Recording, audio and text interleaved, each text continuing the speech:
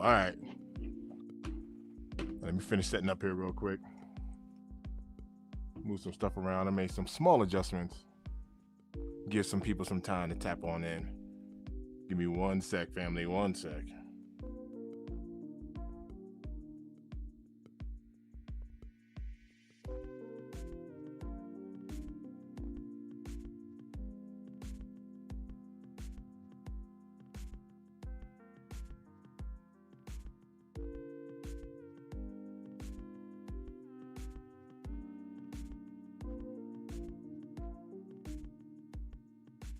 All right, my bad. Still trying to set. I made some adjustments here. Number one, somebody give me a mic check. Trig and Mr. Triggerman, 1977.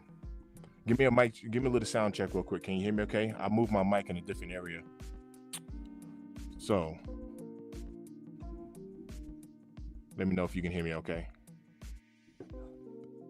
How them audios are sounding? Yeah. What up, man? What's good? What up?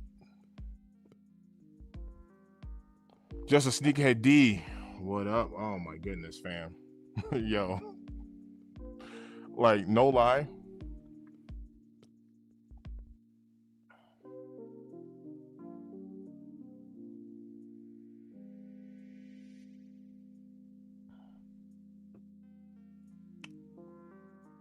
Five by five. What does that mean? 5 by 5. Yo, good looks. Yo. Fam.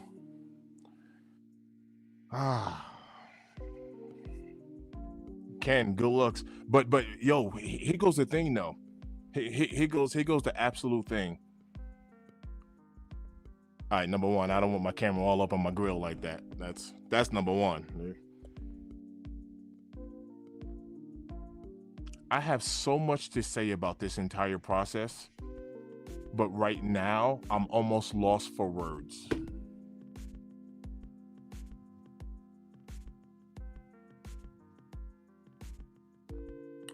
I've worked so hard to get monetized on YouTube.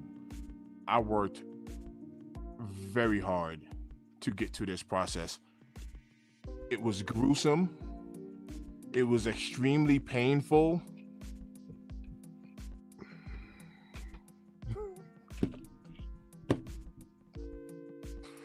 It was tough.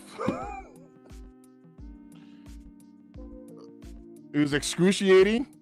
Like, I'm not lying. Like that. So and this is the part. This is the part. Like, literally, as I soak this in, pause, because I don't like the way that sounded. Actually, after I said it, I didn't like the way it sounded. But no lie, as I enjoy this moment, it's y'all. It's because of y'all. Y'all are the reason why. And I'm like, man, the people don't understand how much of an impact they have on content creators. Maybe you do understand it. It's the people, man. It's the people. Just a sneakerhead. He got up on the platform. He's like, yo, twin, I'm gonna get up on the platform, man. I got some kicks. I'll show, you know what I mean? He showed some love. He jumped up on a live with me, just said I wasn't on a live by myself, and he showed some love. You know what I mean? Like, and I like it. Every view counts. Every second you spend on this platform, you are helping out a creator. Like, it all matters. Even when you don't think it does. When you hit that like button, when you drop a comment, it's showing the algorithm that people are engaging with you. When you subscribe, when you share the video, when you watch the video all the way from the beginning to the end, don't matter. Whether you watched it for 10 seconds, the algorithm is catching. It analyzes all of that. And it matters, man. It matters so much. This is for y'all. Like, this isn't me over here like celebrating like, yo, I did this. It's all me. I'm the man. No, this is y'all. Man, I can't say it. I can't say it. This is you. We did this. This ain't me. We did this. John Palmer in the building. What up, fam? Check this out. For those of you that don't know, I have a moving business out here in Colorado. It's called Cornerstone Moving. I've been in business like a little bit over 12 years, right? I've been monetized on YouTube for 1 day. 1 day. Look at the grin. Look at the smile. I've been monetized for 1 day and I've already made $1.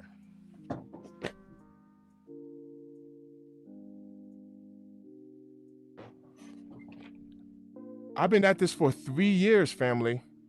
I've been doing this content thing for this has been a 3-year journey. I watch all of these YouTube videos, right? Because one thing about me is I'm all about like analytics. I study a lot. I research and study a lot. Peep this. Peep this. I want to share this story with y'all. Let me run through some comments real quick. It was extremely excruciating. I'm trying to tell you. Sam Hyde in the build, man. Wishing everyone a successful dub on the Gammas this weekend. Yo, have you entered? Ooh. I think the draw for DSW, Dick Sporting Good. Let me see, is it still open? Let me check that real quick. Any of y'all messing around with these Gammas? I got EA on at JD, so I'm good there. Enter today. All right. The draw is currently open for the Gammas. Dick Sporting Good. If anybody's interested in it, the draw is open.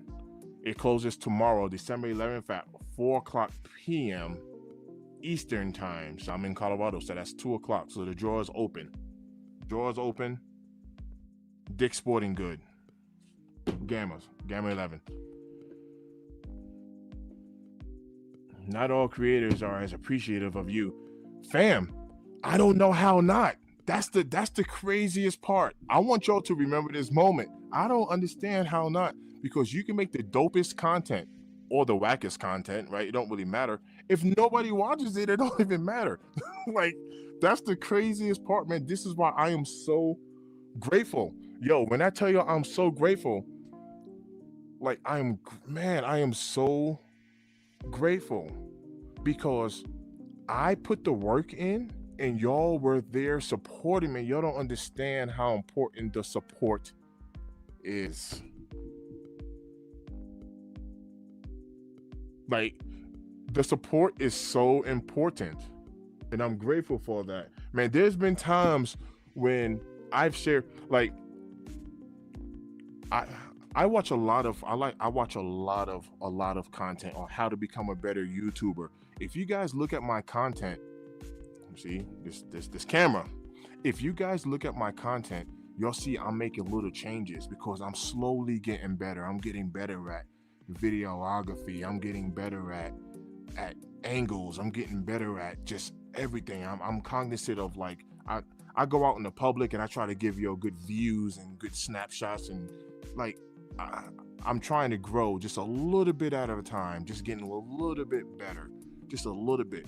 I have a bunch of ideas, like literally, like my brain don't stop. I can, no lie, if I had the time, I can make a video a day. If I had the time, I have ideas. Like I don't run out of ideas. I always got ideas to do things. I only experiment so much, when it comes to this channel, but I'm gonna, like, I have things in the works. Remember some of these comments that Sneaker Tie. Congrats, man. Congrats. Super. Thank you. You was, fam, you monumental. Like, and it doesn't stop here, because the crazy part is, as much grinding as I have done to get monetized, I'm gonna share with you this process, because for anyone who's looking to become a content creator, I'm gonna share something with y'all. Number one, I already shared it, but I don't understand. I don't think people really understand how important this is. But let me run through these comments. Gas station, good looking out. Salute. Dollar more than you had. $1 made is $1 earned, and that's what makes this journey so special, because I've been doing this. I've been at this for 3 years, family. I've been at this for 3 years. And this whole time, you see, for y'all that don't know this, all content creators, and this isn't a stab, this isn't a jab. It's really not. It's not a jab at YouTube, because YouTube is giving me the platform in order to be able to share something that I'm passionate with about, with y'all, right? So I'm grateful. But my channel has been monetized this entire time. YouTube is saying, hey, congratulations, you can finally make some money off of all of the money we're making off your channel. That's all the thing. That's the only thing that has changed. So it's not like I don't have advertisers already advertising on the channel. I do. I wasn't able to collect a dime from it.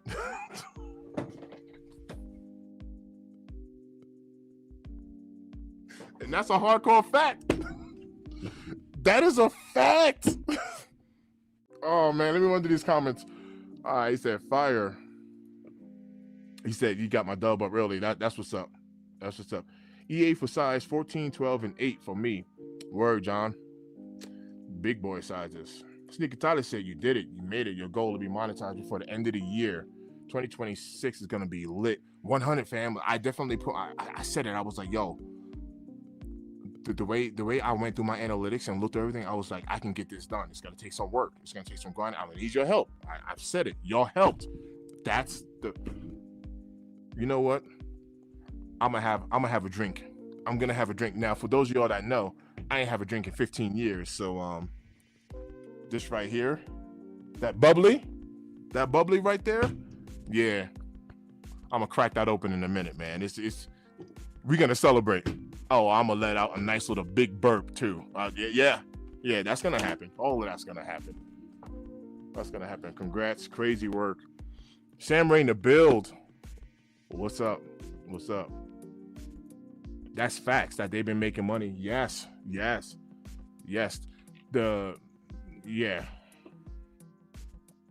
TT in the build. What up, TT? Man, like no lie. I am so grateful. This isn't the moment. Let me tell you how special this moment is, right? Even being a business owner, I'll tell you how special this moment is. Depending on the business. I know a lot of people used to do this back in the day. I don't know if people still do it now. But have y'all ever gone to like an old mom and pop shop and they'll have their first dollar framed? They literally got it hanging up on a wall. The first dollar. Like, that is so important.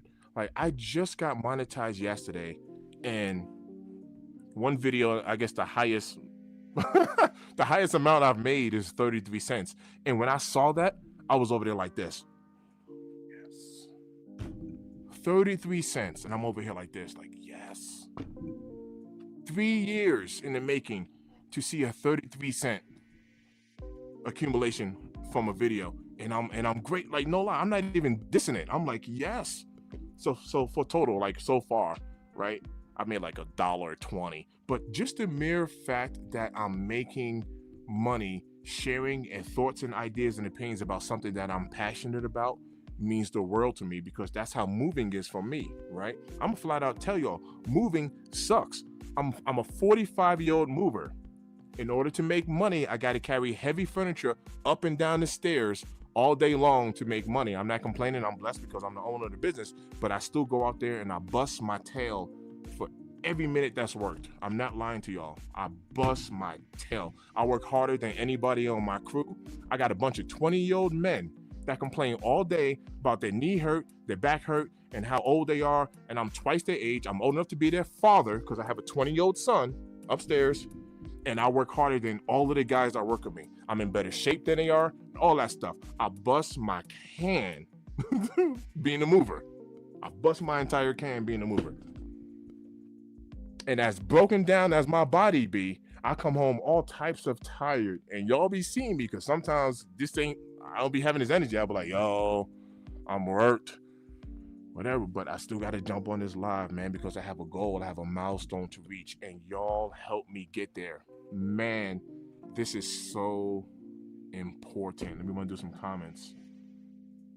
TT said, what kind of drink is that? Oh, this is just a bubbly. This is a seltzer water. I drink these. This one is a blueberry pomegranate. My wife got me on these. I used to hate seltzer waters. Let me tell y'all. I used to hate capital letters. I was like, man, that stuff is gross. Now, when I want to drink, that's all I do, because I don't drink alcohol. I've been sober for 15 years. October 30th made 15-year anniversary. So this is my drink right here. The gas station said I literally gave a standing ovation when I watched your video of the brick by bricks and red cement for comparison earlier, I was hyped. Good looking out, fam. Like when it comes to content creation, right? Like I know sometimes, like, let me flat out say it, because this can be me being a little rough on myself. I don't have the dopest videos. Like I know I don't make the dopest videos. My ideas are way flyer than how it comes out on video, if that makes sense. So I know my videos aren't the dopest, but I don't think they're whack neither. But keep in mind, like, I don't have a camera yet. I use an iPhone. I got an old iPhone. I use an iPhone 14 for my YouTube channel. This is a 14, right? My personal iPhone is like an iPhone 11. Look at this thing. I mean, look at the case. My wife laughs at me all the time. She'd be like, "Why are you so cheap?" Because I just need the phone to talk on it, really. So, but I film everything with a cell phone. I do all of the editing on a cell phone. I'll be laying in the bed editing a video like this, just editing a video or whatever.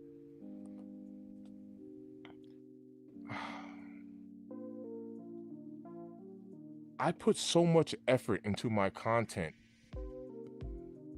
I hope people can see it, but just because I made an 8-minute video or a 10-minute video, I try not to go too long because I talk a lot, which is why lives are beautiful for people like me, because I talk a lot. But a 10-minute video, a 12-minute video can literally take 4 hours after you're editing and you're doing your B-roll. Now, don't get me wrong, I've gotten way better. I actually got a process now to where, like, my videos I'm knocking them out faster and faster. But when I first got started, man, it'd take like 9 hours to make a video. It'd take 9 hours to make a 3-minute video because I wouldn't talk too long because I honestly didn't know what to talk about. My very, very first video that I have on here is some Travis Scott's, the Black Phantoms. I hit in like a size 7. I couldn't even hit my size, but I still hit retail on them. And that video is terrible. Bad lighting. I ain't really know what to say. I did an unboxing and but I leave it up to show the growth. You can see my background. I mean, everything, man. Like, I am so grateful. Let's run through some comments here. Oh, for those of y'all that don't know, go ahead and give Jordan Junkie a follow. That's like our thing right there. Whenever I see Jordan Junkie, we point at each other. That's our thing right there. That's our thing. I see you, fam. I see you. We got a shout out to TT. Congrats. Michael said, word to my word to mother, my man made it.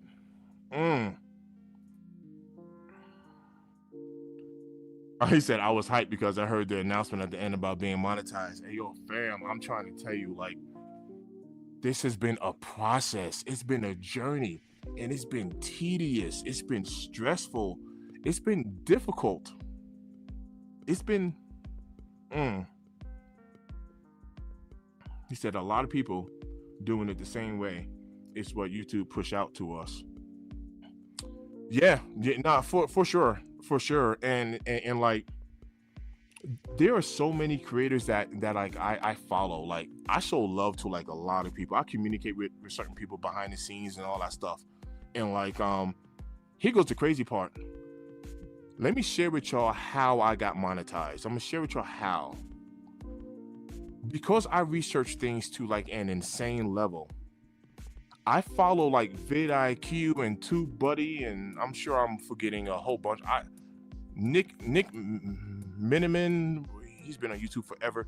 Why am I forgetting names?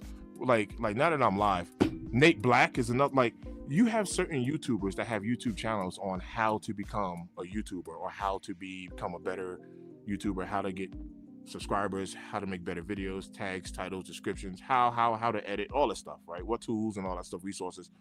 And I'll be honest with you, these content creators, honestly, they got the best niche because there's always a new person starting on YouTube. So they're never going to run out of content. Like, they can literally, and because YouTube is constantly changing, they're keeping you updated. Hey, there's a new change. Check this out. Blah, blah, blah. Do this. Turn on this setting. Turn this off. Turn off auto dubbing. And, if you don't want, like, there's always new things going on. And I stay on top of that stuff. pretty much like how I stay on top of like this, like my stock market investing. I research the heck out of that.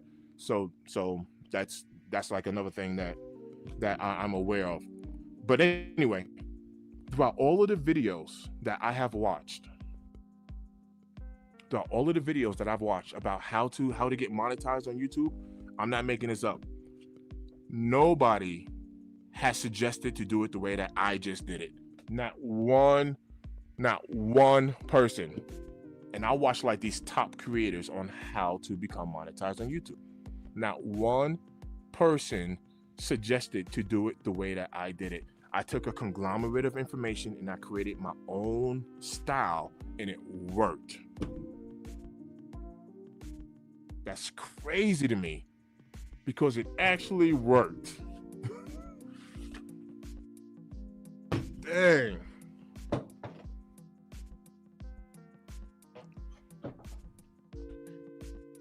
This is what you need as far as requirements for YouTube.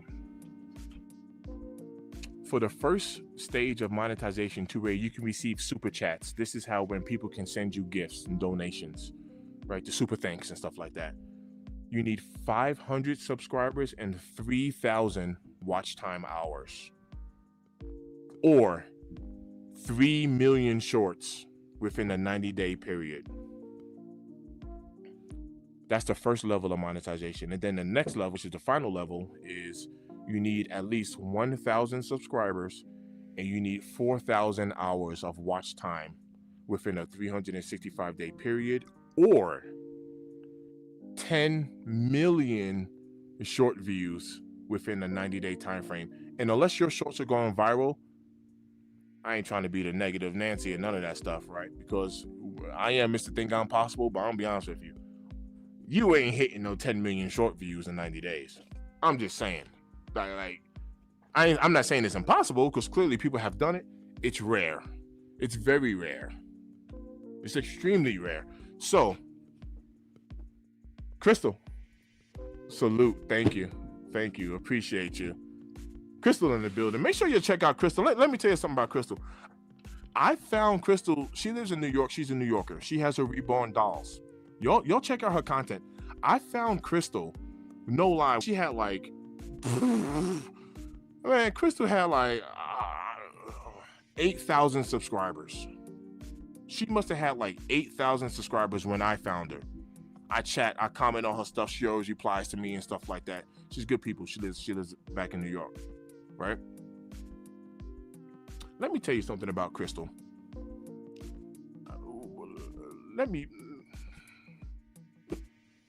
Man, Crystal, whenever she goes live, she gets like 500,000 views whenever she goes live. She puts up like insane numbers. When I say insane, she is doing it.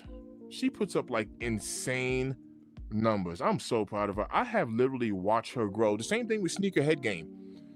Y'all know who Sneakerhead Game is. He'll jump in a live from time to time. I was following this cat.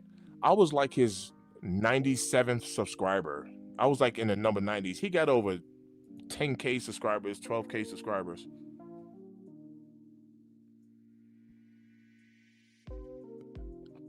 Crystal currently has 839,000 subscribers. I'm telling you, I've been watching and following Crystal when she had less than 15,000 subscribers. Oh, you see, but look. Crystal just said, how do you think I got monetized? I did it. I hit 10 million short views. Now, that's why I said it's not impossible. That's the reason why I said it's not impossible, because Crystal did do it. She blew all the way up. Like blew, and I've been following her. I've been watching her on this journey. It's very motivating for me, because I'm like, yeah, she knocked it out the park. She totally knocked it out the park. Look, thank you, love. And you knew me before I hit 800,000 subscribers. Oh, that's so dope. That is so dope. Nah, you've been getting it. I'm so proud of you. You've been getting it. And Crystal, let me share something personal with you. I'll sit there and I used to put comments on there, you know, and be like, nah, like keep streaming, keep doing your thing, because Crystal would get so many haters in her comment section, right? And Crystal, peep this. On the sideline, I'm sitting here like, man, I'm gonna have me some haters like that one day too. Because the bigger you grow, the more eyes that's gonna be watching, the more people that's gonna hate. Crystal, I already get haters now. Like I get at least one per live, at least one, which I know that's nothing. I know I know that's nothing compared to you. Trust me, I know, because I'll be watching your streams. And speaking of, you got to make me like a moderator so I can be. I mean, let me know, communicate with me, and let me know like how you like to moderate. But trust me, I'll boot people all day long. I'll toss people all day long. But I'll get at least one hater per stream, and no lie, that's showing the growth. Because watch this, when you ain't got no haters, you ain't got no following. So I've done a bunch of lives when I just got 4 people tapped in, 1 person watching. Of course, I ain't got no hater. The 1 person watching is probably my wife who's upstairs, but somebody's watching, so I'm just gonna keep streaming. And you know, during the streams, people pop in and pop out or whatever. But my whole point is, I was literally sitting here like, I can't wait until I start getting haters like Crystal, because when I do, that means the channel blew up. That's all it means. That's all it means. I can't wait until I have 100 haters and my whole comment section is people just talking smack. That means you made it.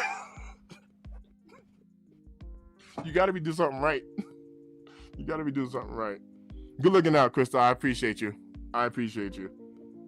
I appreciate you. Man. All right. All right. I'm still not like, no lie. I'm still high on this horse. I want to remember this moment. Like, I literally want to capture this moment. I'm glad I'm making a video about it, because I want to capture this moment. Because for anybody, I've thought about. So, all right, let me tell you some future channel plans. Number 1, if there's one thing that I wish I had more of, it's time. One thing that I love about this platform, and yes, YouTube still has a guideline, right? It still got like community guidelines and rules and stuff like that, you know what I mean, to follow, which is, you know, obvious and needed and respected. But outside of that, I get to get on this platform and I get to be myself. What y'all see, the Derek that y'all see, right? Because everybody calls me Mr. Think, right? The Derek that you see here on camera is the Derek that you see off camera. I'm 45 years old and I like to have a lot of fun, right? I do. I like to have a lot of fun. My wife calls me a social butterfly. You put my wife and I in a room together with strangers, my wife is going to stand to the side and just watch me. And I go out and talk to everybody, gets everybody's names and learn everybody's names, all that stuff. That's me. I'm a little social butterfly floating all around the room. That's me in real life. If y'all ever catch me at a sneaker event, I promise you, what you see here is what you're going to see in real life. I ain't going to be all weird, like, hi. That ain't me. No. I'm going to be like, yo, what up? I'm pulling the camera out, be taking pictures and whatnot so I can put it on my community tab. That's me all day long, right? Throughout this journey, you only need 4,000 hours to get monetized. Right now, my channel has like 9,800 and something hours. And the reason why I have 9,000, when I tell you I had to work literally twice as hard, it's literally because you have to get it within a 1-year time frame. And after that 1-year time frame goes by, every day you lose hours, like literally every day. So today is December 10th. So however how many hours I got,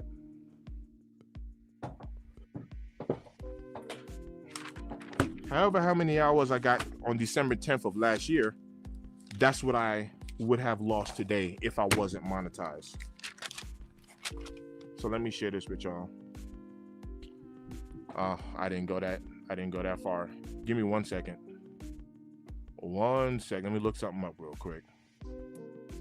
What I'm looking up is I'm going into my YouTube studio My computer's running a little slow. I'm going into my YouTube studio real quick. And I'm going to look up my hours because I want to give you all an accurate.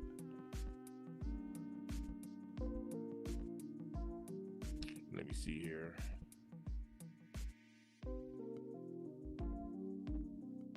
Analytics. Computer's moving slow. So slow. Why so slow? All right, so they're not giving. So we're going to use December 9th. So as of December 9th, all right, hold on a second. I'm bugging. I'm bugging. We got to hit 365 days. All right. I want to give us accurate information. All right, here we go.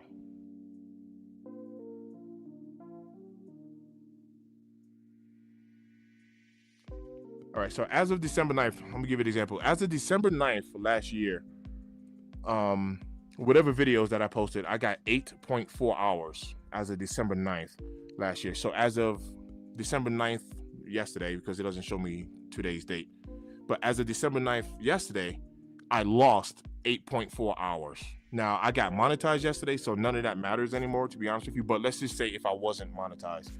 What I did was I went through my analytics and I started looking at, peep this, if y'all can see this here.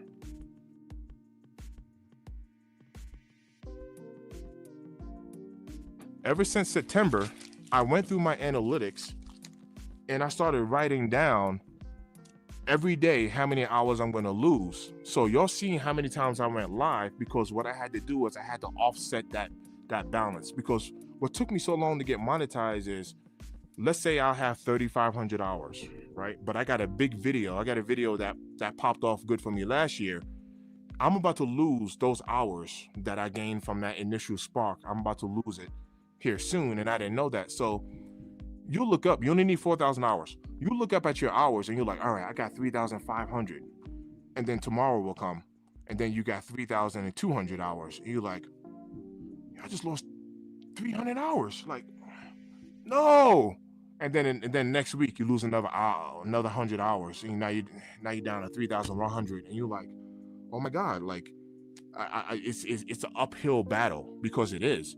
So what I did was I went behind the scenes into my analytics and I started writing down dates in my hours right here, right? I started writing down dates and hours.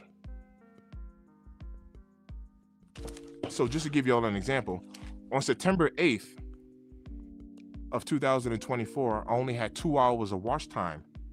But on September 8th of 2025, I made a couple of videos.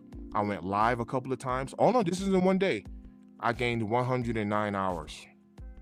On September 9th, I lost 2.2 hours, but I gained 53 hours. So you can see the system that I created here was, I knew exactly how many hours I was about to lose. And my thought was, I need to put more hours in than what I'm going to lose. Even if I break even, I'm fine with that, but I don't want it to dip below. That's how I got monetized. Let me tell you something.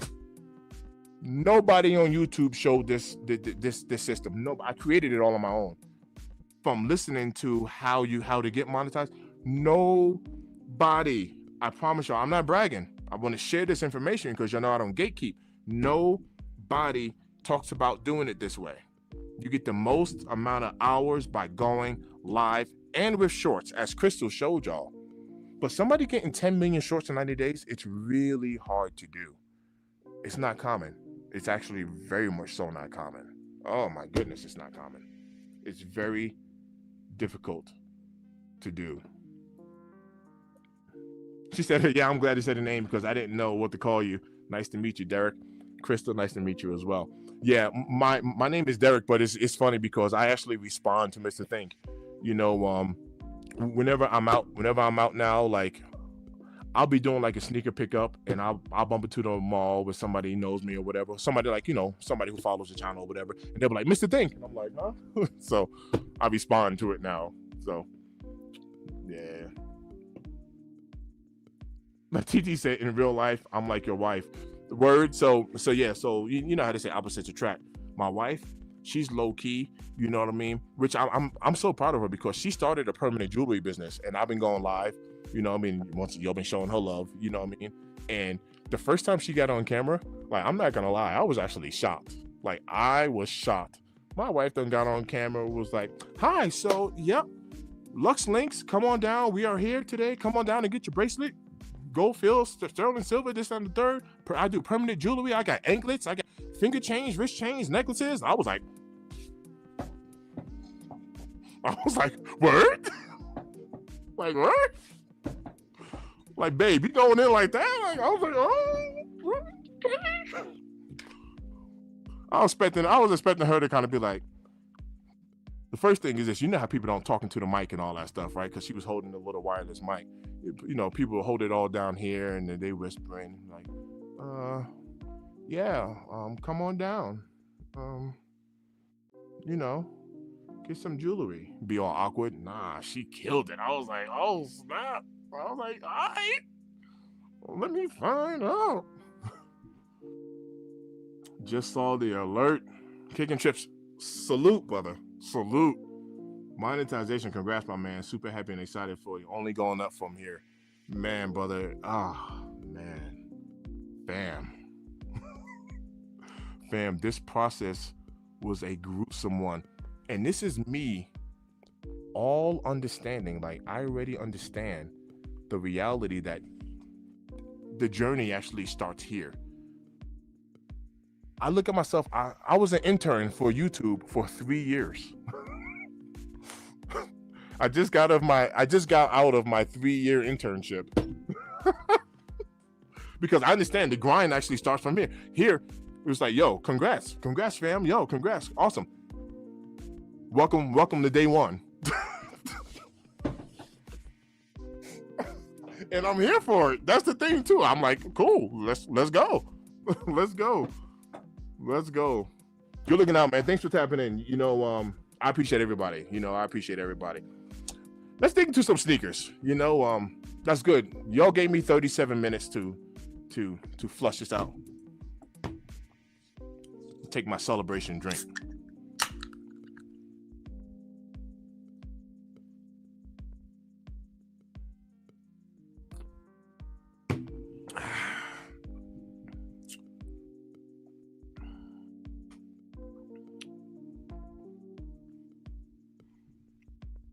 He said, word, the grind starts now. You're so right. 100%, fam. And I am here, all the way here for it. Yo, fam, what's your thoughts on the cheers? What's your thoughts on these Gamma 11s? High stock. I know we have high stock. What's your thoughts on these? Like, I honestly think if you put in a half a step, I mean, just a half a step of footwork, you should be able to cop these kicks. I told y'all I was gonna let out a burp for y'all. Excuse me. I trust me, I held that one behind. What are your thoughts on these? I think if you put in like a half a step forward, just a half a step forward, you should be able to cop these kicks. Chicago One Lows as a celebratory kick. Just like a half. So, all right. D, peep this. Let me share this thought with you. Because the last time I said this, the metric was very similar to this. Now I know these are two different silhouettes and all that, but I'm just trying to prove a point with this metric. When the Fire Red 5s came out, the Black Tongue 5s came out, here in Colorado, Dick's Sporting Goods had 10 locations that was selling that shoe. I haven't seen so many stores, DSG out here in Colorado, release a sneaker like that. I was like, ooh, unless, here goes the caveat to it, unless each store has a low amount of stock, it's typical that really only 4 DSGs out here in Colorado really be getting sneaker drops like that. Now, with these gammas, 11 DSGs out here got this kick, fam. And that's just in Colorado, and that's just Dick's Sporting Good. That's what I'm using as that metric, because I'm sitting here like that's a lot of stores. Now, could it be possible that they don't have a high stock per store? The answer is yes, it's possible. But 11 stores out here got this shoe. Now, when it comes to supply and demand, look, I understand that because, they can have 1 million pairs, 1.1 million, 1.2 million. If the demand is 2, 3, 4 million people, then 1 million pairs still is not a lot. But I don't think this shoe, like, if you put in some, look. If you're relying on going to the mall on the day of release and get frustrated that, they're sold out, I'm gonna be like, yeah, you got to the mall at 2:00 p.m. talking about word, you don't have any more. I mean, that's gonna be on you. I mean, like, flat out. Not you. I'm not talking to you. I'm just saying to that person. It's like, yeah, you can't complain. All right, so he said it's only 100K on Sneakers app. He said, I don't think they all got high stock. I hear you though. Yeah, I mean, like I said, it's possible, but for 11 DSGs out here to have this shoe, I ain't gonna lie, that's unheard of. For us, that's unheard of. That's a lot of stores. Let's see what he said. He said, I thought the black cats would be easy to get, and I was wrong as heck. But these are like double the stock, and the black cats, I think these be available for a few days and be gone by Christmas. You see, I'm on that same level with you. I do think the larger sizes are gonna sell out, right? As usual. But I said the same thing about the black cats. I was actually wrong. I made a video about this. I was wrong about the black cats. Somewhat. Because I went out. I did a live, right? I was on a live Saturday morning. We do our podcast or whatever the case is. And I even had to work on Black Friday too. So I had a couple of things going on. The black cats dropped. The first thing was I had already reserved 2 pairs of the black cats. I hit on a draw with DFE up at a mall called Park Meadows Mall. And then I also hit over at the Aurora Mall. Also hit at JD Sports, right? Exclusive access. So I already had 2 pairs locked in. So I was in no rush to get to the mall. Kinda. Because, you still want to get to the mall. And if your pair's not looking right, you want to be like, hey, can you give me another shoe? And, so you can mismatch, do what you got to do. Make sure your quality, your QC is good. The moment you don't do that, you just get stuck with whatever they got, right? So, but I really wasn't in a rush to get to the mall. That's the only point that I'm trying to make. Anyway, when I got to the mall, when I got to the Aurora Mall, that mall was like low key, like real smooth, easy parking, parked right up front, whole 9 yards, whatever. As it got like a little bit later into the day, he said the gammas are whack. Oh, Michael don't like gammas. Yeah, I wasn't even talking about the Tatums, but he said the gammas are whack too. Oh, Michael just clapping. When I got to the mall over at Park Mall, I almost had to park across the street because the entire mall was packed. And when I saw that, I was like, uh-oh. Now, I know everyone's there doing Black Friday shopping, but just everything was just packed. Like, the stores are packed. So anyway, the only store that had black cats available when I got there close to 11 o'clock was Shoe Palace. Everybody else, they were cooked. Literally everywhere else they were cooked. So even the black cats moved faster than I expected. I'm on the same page with you there. Yeah, I'm on the same exact page with you. Because I was wrong. I thought those shoes would be available, and nope.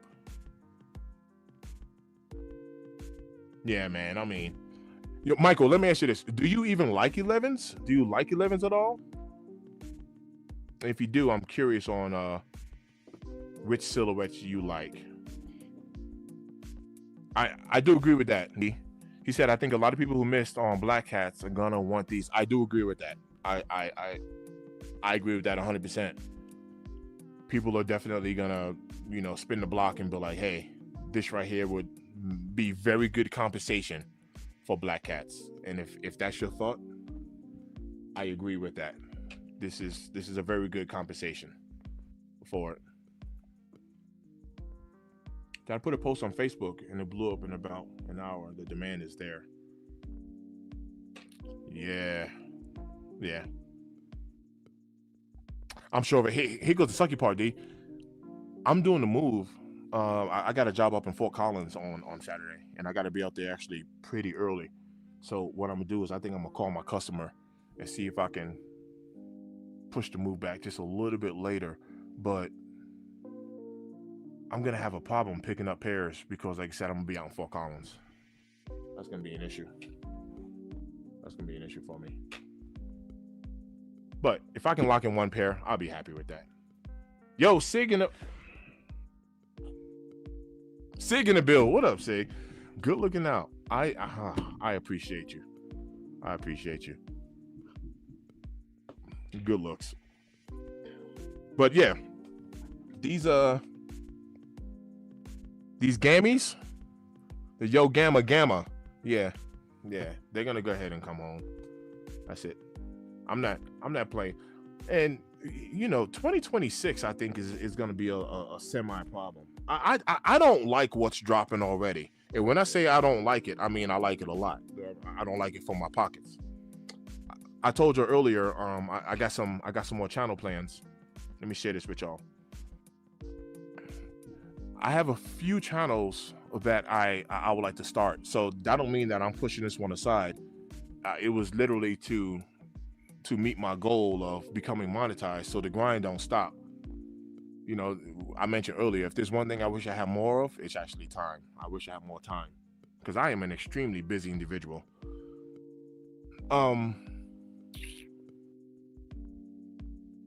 I want to start a finance channel.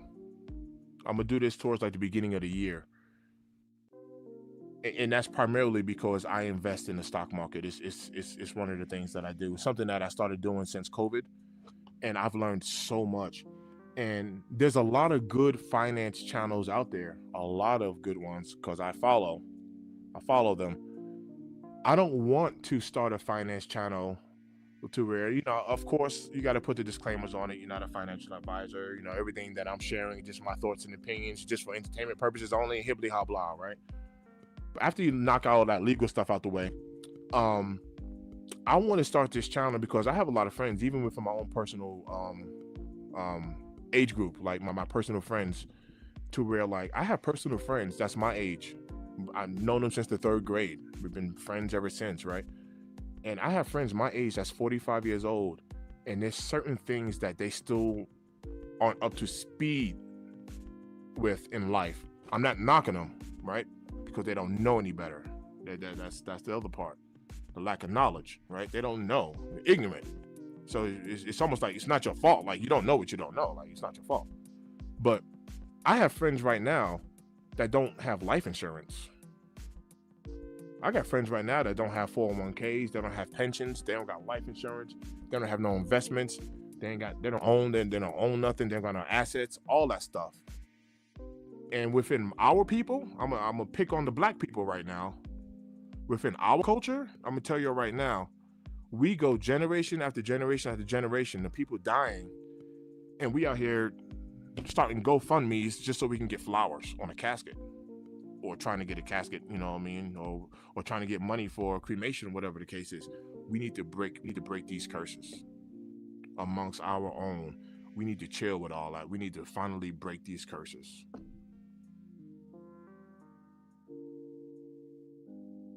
There's so much I have to share with people. And watch this. I'll talk to the few that's willing to listen. I don't get frustrated, you know what I mean?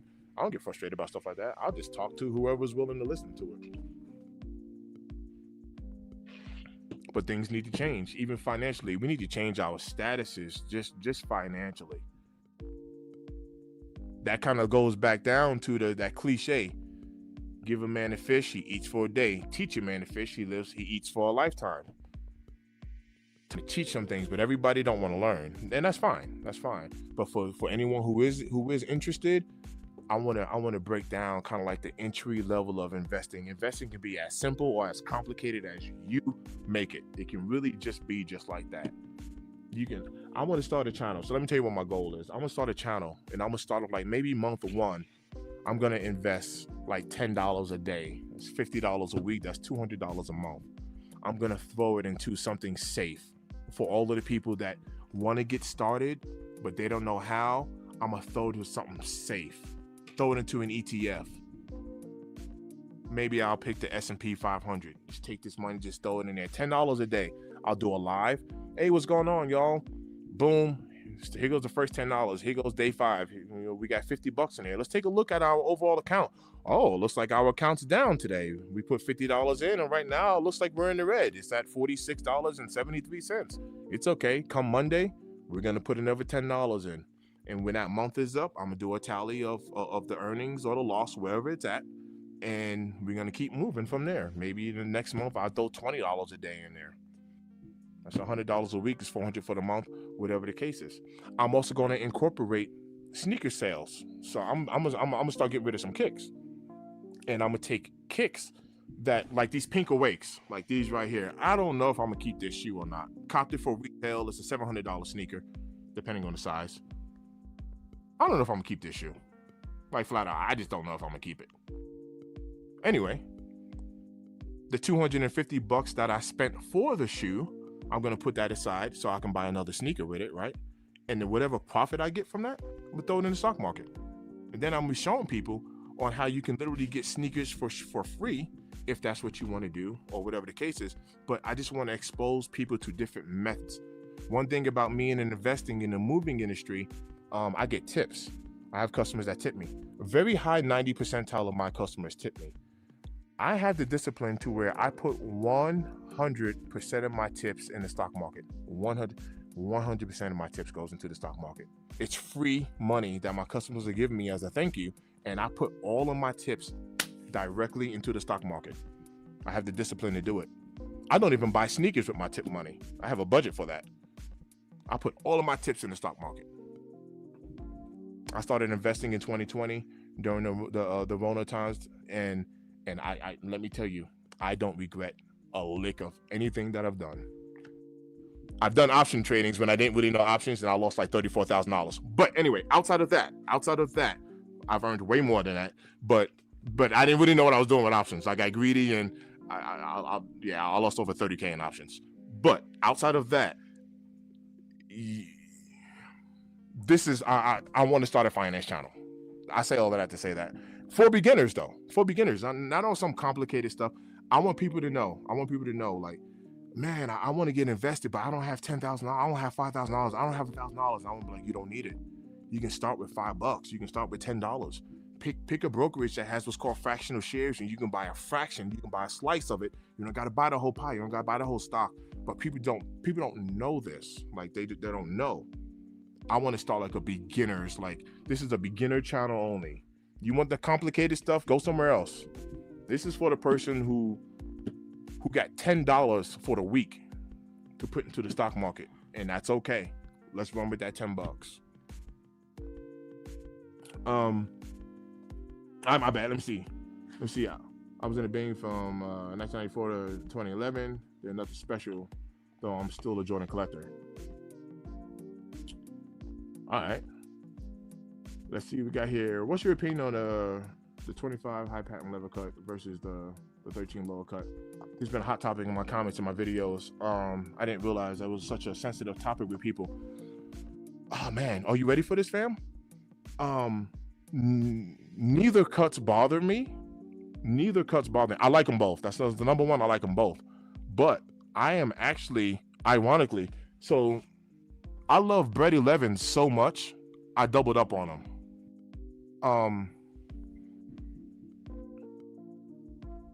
But personally, I actually like the high cut better, which is funny. I am a fan of the high cut. Where you at with it? You see, look, it's juicy. Look, I did options too, lost 25K. Yep. I didn't really know what I was doing, and I got greedy. And this was like an AMD play. And I didn't really, that's the crazy part. I didn't really know what I was doing. And so I still ended up pulling out, like, pretty good. Like I made out pretty good, but just the mere fact of being able to stomach. So that is one thing about investing too, though. Options, you know, what I mean, whatever, are a little bit different on the risk side of things, but you know, for someone who's gonna get into stocks or maybe dividend stocks or whatever the case is, ETFs or whatever, everyone's risk tolerance is different. So yeah, you can definitely play it really safe. Sig said I might have to double up on my gammas. We'll see what my pockets are looking like after Christmas. Hard facts, man.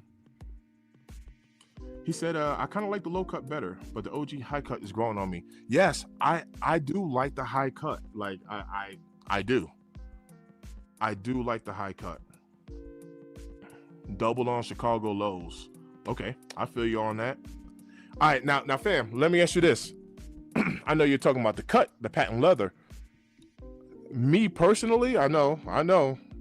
I'm not a big Jordan Low fan. Like, do you like Jordan Lows? Like not lows. I'm talking about 11 lows. Do you like 11 lows? Like, I am not an 11 low fan. Matter of fact, I passed up on the low breads that came out, and the bread is like my favorite 11, to be honest with you. The bread, I said this on another live. The bread actually is my favorite 11, but I have two. I have two number ones. Cap and gowns and breads. Those are my favorite. They're neck and neck. Look, fight with me all you want to. I ain't putting one on the other. Cap and gowns and bread 11s are my favorite. Okay, all right. He said no, not at all. Okay, yeah. I'm not I don't like the low cut ones. I'm just not a fan of it. I'm just not a fan of it. Look, D said I like 11 lows better. He like them better than the highs. Nice. Yeah, to each his own. Yeah, I'm just not a low fan. I'm just not. A gas station said I actually prefer the 11 lows somewhat. Yeah, I feel you. I'm not even mad at you. Ooh, just a sneakerhead said these gamers ain't gonna be around after Christmas. So he was like, check them pockets now. Yeah. I can see this. I'm not gonna lie. I can see these sneakers being on some Christmas list though. That I can see. So I actually would agree with that. I got the 7210 lows and it looked dope, but I tried the bread 11 lows and it looked horrible on me for some reason. I wonder why that is. Sig. Favorite 11, powder blue lows. Those are dope. Jay elevating the bill. What up, fam? What up, Jay? What's good with you, fam? I was kind of here on the sideline waiting to hear from you a little bit later and whatnot. So I was like, man, let me get on a live, man, and talk to the people, man. I mean, I had to jump on and talk about this monetization deal, bro. I mean,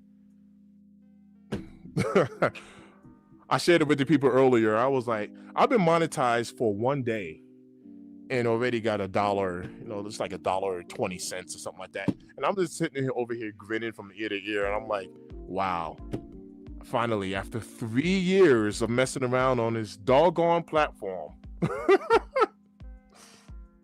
Oh man, I'm so grateful. I am so grateful. Do you think they'll restock the gammas if they sell out? You know,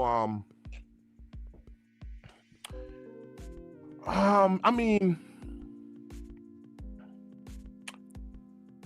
I'm conflicted with that. And the reason why I'm conflicted with that is because,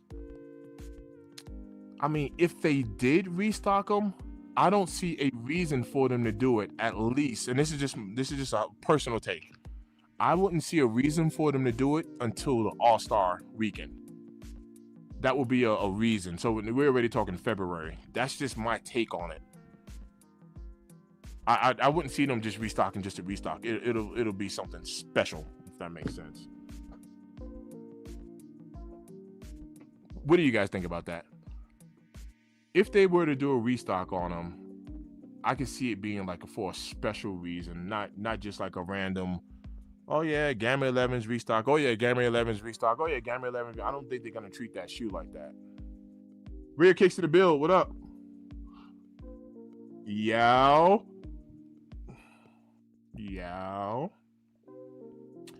But I don't like other lows really. Jordan 1 lows look like bowling shoes to me. You ain't never lie.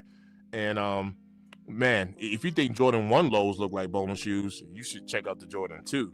Now that's a bowling shoe. And I do like lows. I shifted. I actually did a shift. So I had a lot of these kicks back in the day, right? Back in New York and all that. I had a lot of these kicks back in the day.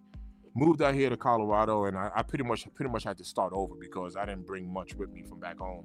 So there's a lot of things I lost, like my Averex jackets and 8-ball jackets, all types of stuff that I had, even shoes included, bowling balls, equipment, all types of stuff that I used to be all involved in. A lot of that stuff never made its way out here to Colorado. So I lost a lot of things, when I moved out here. And then I kind of got out of sneakers for a little bit, and then like something just sparked, and then I just got back into it again. So when I got back into it, here goes the irony behind it. I was like really big on mids because the Jordan 1 is my favorite silhouette. So, and I know people hate mids. Like I know people hate mids, but mids weren't the most. I changed out the insole to a lot of my shoes anyway, right? I changed the insole out because whatever. But I've noticed I've been noticing like a lot of colorways that I like on the mids. So I started rocking a lot of mids, and everybody's sitting there frowning at my feet, and I'm like, I don't really care if you like mids or not. Like I like it. It's on my feet. Like, you know what I mean? I don't care. And then I wasn't big on the lows when I was rocking my mids. There's been a shift now to where now I don't rock. I have mids. I wear them. I don't buy. I haven't purchased a mid in a very long time. So I don't buy mids now. Now I buy lows because now the mids are out and now the lows are in for me. So now I'm high and low with the Jordan 1 in particular, just to answer your question in the longest way possible. And I think I just did that. So I actually love the lows. But if you think Jordan 1 lows look like bowling shoes, yeah, wait until you see that Jordan 2 low. He said, but I wear size 13, so it might be that. Yes, you are part of the big feet gang. Big-footed. You was big-footed. We're talking restock on Gammas. Will it be a restock on Gammas?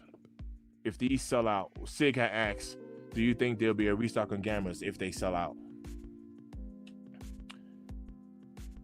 Michael said, he said, I'm not a one low fan. I don't have 1,500 for Chicago highs. When I look at my car and hope nothing goes wrong, though it's a newer model. I feel you on that.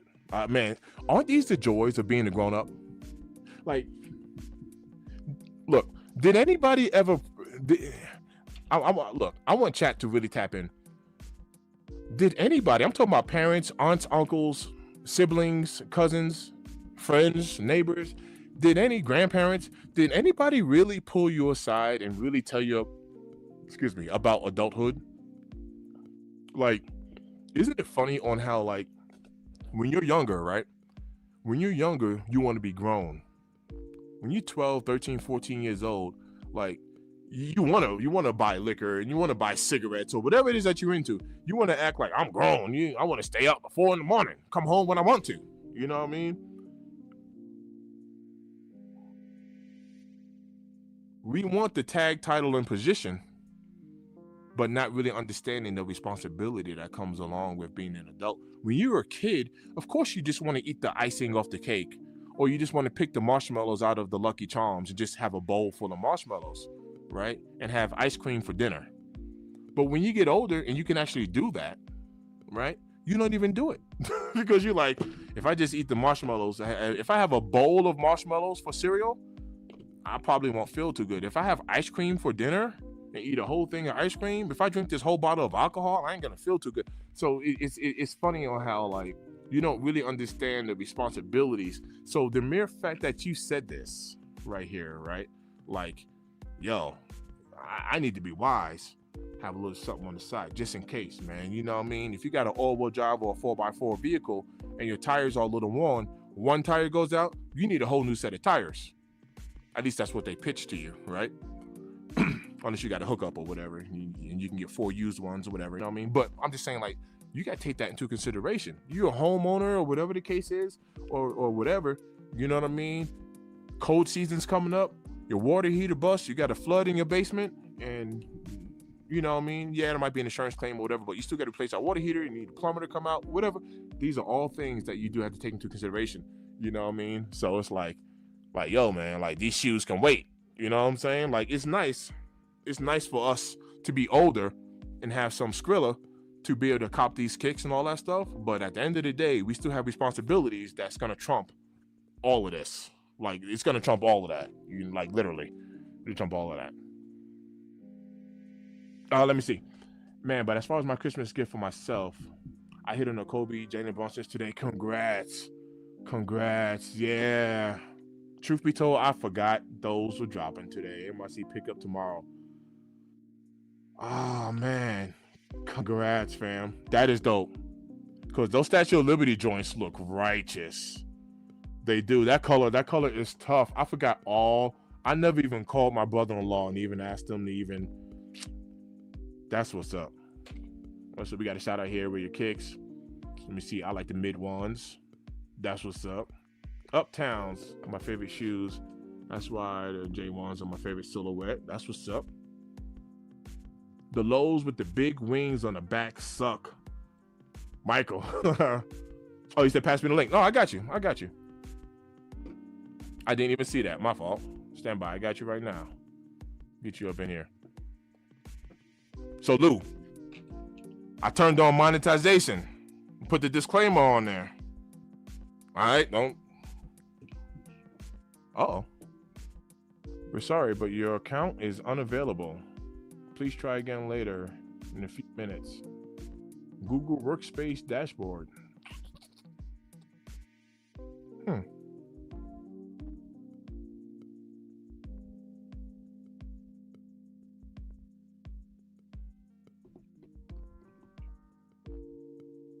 Okay.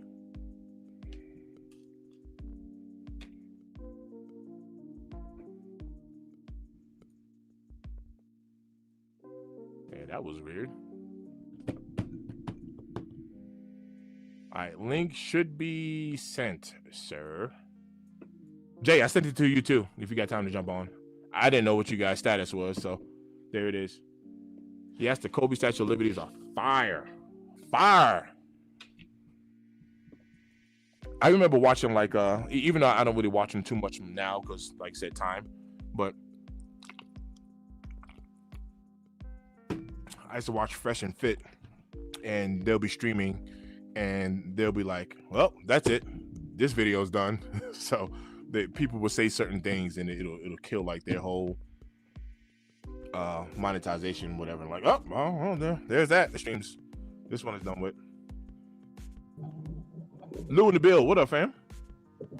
Hey, give me 1 second. Let me set this damn thing up. Look, he cussing already. Man's third word in here. He's already. All right.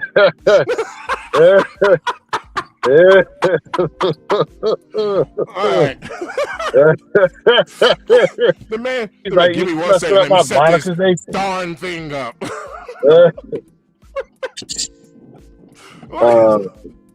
Hold on. What's good? It sounds like you're on your way home. Yeah. Well, look, first and foremost, man, congratulations on reaching that monetization level. Thanks, brother. You know,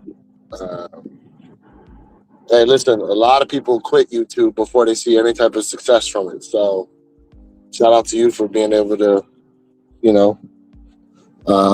pioneer through all that and finally get there. So, that's good. That's really good. And the sky's the limit from here. Hard facts. D said Luke came in on that demon time. No. I'm in the car, and when you got to stream to your channel, they're asking you, put a title to the video and all this other stuff.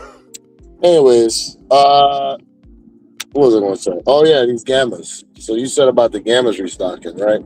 Yeah. They haven't not ever restocked an 11. They usually make a good plethora of pairs. Mm-hmm. Now, it may not be a restock directly on Nike because to that point, they have not restocked the Black Cat 4s to date. So essentially you're going to see sizes pop up at like your Snipes, at your, some of these other retailers, not necessarily directly through Nike. And I don't know what their purpose of that is, because in the past they've done it, right? They've restocked a lot of shoes like at the top of the hour, right? Especially every Saturday almost. You'd be like, oh, they'll probably come back at around 11 o'clock. And a lot of times it happens, right? But these here in particular, I mean, look, there's a ton of pairs out there, but with it being this close to Christmas and people are like, hey, if I can get these, it'll be something nice under the tree. And it's essentially an all black Jordan 11 that is wearable with damn near almost any outfit you can really think about. It's going to be a hot commodity. It's like you said a few weeks ago, what's a million pairs if the demand is 4 or 5 times that? So with that being said, if any of you are thinking to yourselves, I could probably drag my feet on getting these, I wouldn't necessarily recommend it. I would, if you have an opportunity to secure your pair, pick it up. Now, if they end up sitting around, maybe you think about doing a return and coming back to them if and when they go on sale like that. It's a fair take. It's a smart take. It's it's a little bit of a gamble, but you're making a gamble with your pair in hand. At least then you can be like, all right, do I really need these right now, or do I feel like I can come back to them later? Now, here's the other thing, because the white cement 4s sat around, but they never went on sale. So there's that too. So just because the shoe sits around doesn't necessarily mean it goes on sale either. So D mentioned there has been a restock on Black Hats, but were you referring? You were probably referring to it directly on Nike, right? Okay, so I'm glad he brought that up, because technically there was a restock, and from what I'm hearing, the restock that went down yesterday, that website is already sent out cancellations. Oh, they did? Yep. Oh. So Nice Kicks, he said, that's what it was. Black Hats on Nice Kicks, all right, and then they are canceling orders. And he said, and they restocked on Hibbits today as well. Hibbits, I don't think they canceled anything, but Nice Kicks, I heard for a fact that they were canceling theirs. I didn't know that. So they canceled those orders, huh? Yeah, and listen, it's happened before. It's happened before. Monty in the build, the goat in the build. What up? So, now Hibbits. Here's the thing: what sizes did Hibbits have when they restocked? We'll wait for him to tap in with that. What sizes do they have? Now, usually when they restock, they'll have like 8, 9, 9.5, 10, 11, 12, 13. Sometimes when I see them restock. Yeah. A Sneaker Tyler, he said the same with the Shattered Backboards. They still haven't gone on sale, at least in the smaller sizes that are left. Because I have seen Shattered Backboards on sale, but not necessarily smaller sizes. Yeah, Shattered Backboards did go on sale. I believe one of the sites was Snipes. They had them. No. Yeah, it was not Snipes. What's the other one called? I hit it. What's the one that starts with it? There's another one that starts with an S. Shoe Palace. Yeah.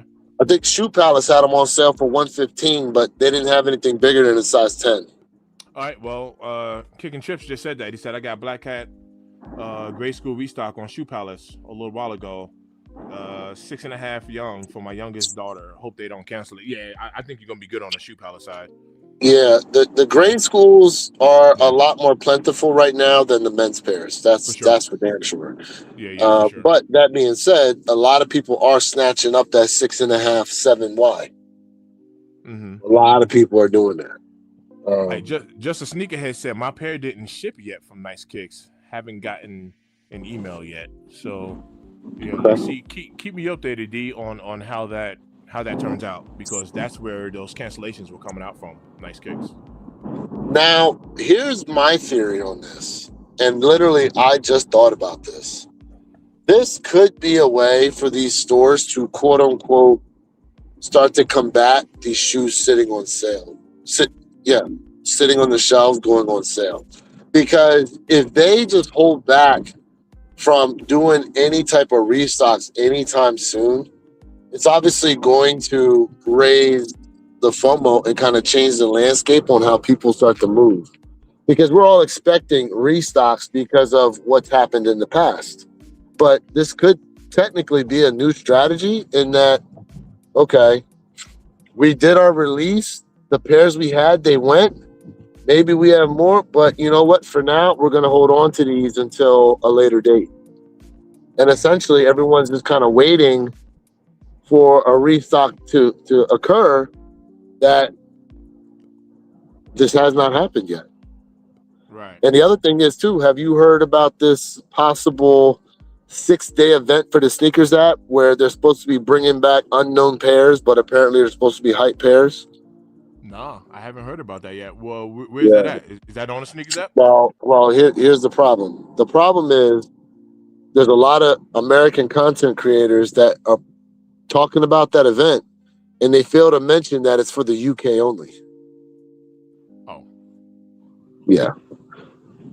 See, that's the caveat to that situation, because the first time I heard it, I went looking for it and I didn't see it on the sneakers app anywhere. But Right. when these guys are talking about it, they don't mention it's a UK event. And now we've seen the UK get restocks. Bro, remember when the UK was getting restocks on SB4 Pine Greens? Yes. Oh yeah. Multiple times. They got restocks multiple times on the Lost and Founds. The Lost and Found. They were getting a lot of things. Bro, there was a lot of Kobe's. There was a lot of things they were getting. They were getting like even the bag. got, dude, they saw restocks on Travis Scott's. Mm-hmm. Yep. You know what I mean? Yep. Why that is, I have no idea. But, you know, that's what's going on right now. You know what I mean? Yep. I mean, look, let's keep it real. Like, without the American market, a lot of these shoes essentially they definitely will just sit around.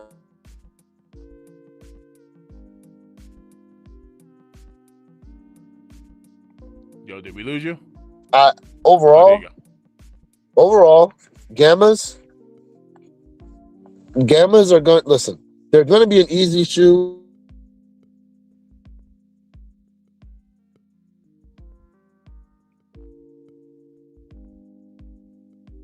You cutting out a little bit. It looks like it's going to. Am I? Yeah. At least on my end, you are. Hold on, give me a second, because I'm about to walk in the house. Go ahead. I can hear you now. I heard you say Gamma 11s, and that was pretty much all I heard.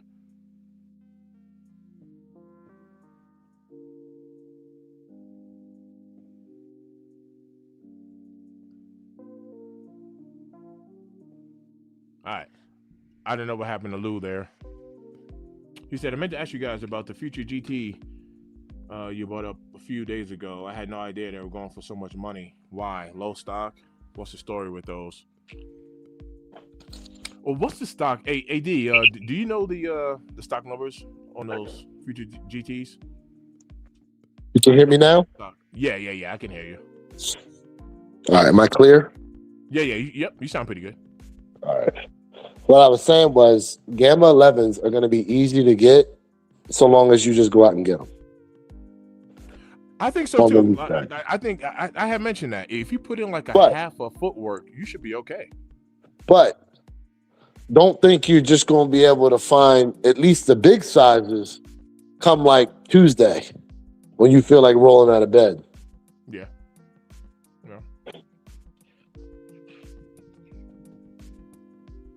That's a fair take. Arguably, like, you got to remember too, like this shoe, bro, it's been 12 years since the first time they ever came out. So you know how many old school sneakerheads that have gotten out of the game are going to come out the woodwork for this shoe? Would they? You don't think they're comfortable in their books right now? Say that again. Don't you think they're nice and comfortable in their Brooks right now? Nah, bro. I'm telling you right now. The 11s, always bring out a lot of people, bro. The 11s always bring out a lot of people. Because think about it. Remember when you went to the store to pick up your black cats and you had that dude standing there trying to get his pair and you're like, oh, you told me to come up? Bro, this is the shoe to where they don't know nothing about how to cop these shoes, but they gonna come out to cop this shoe.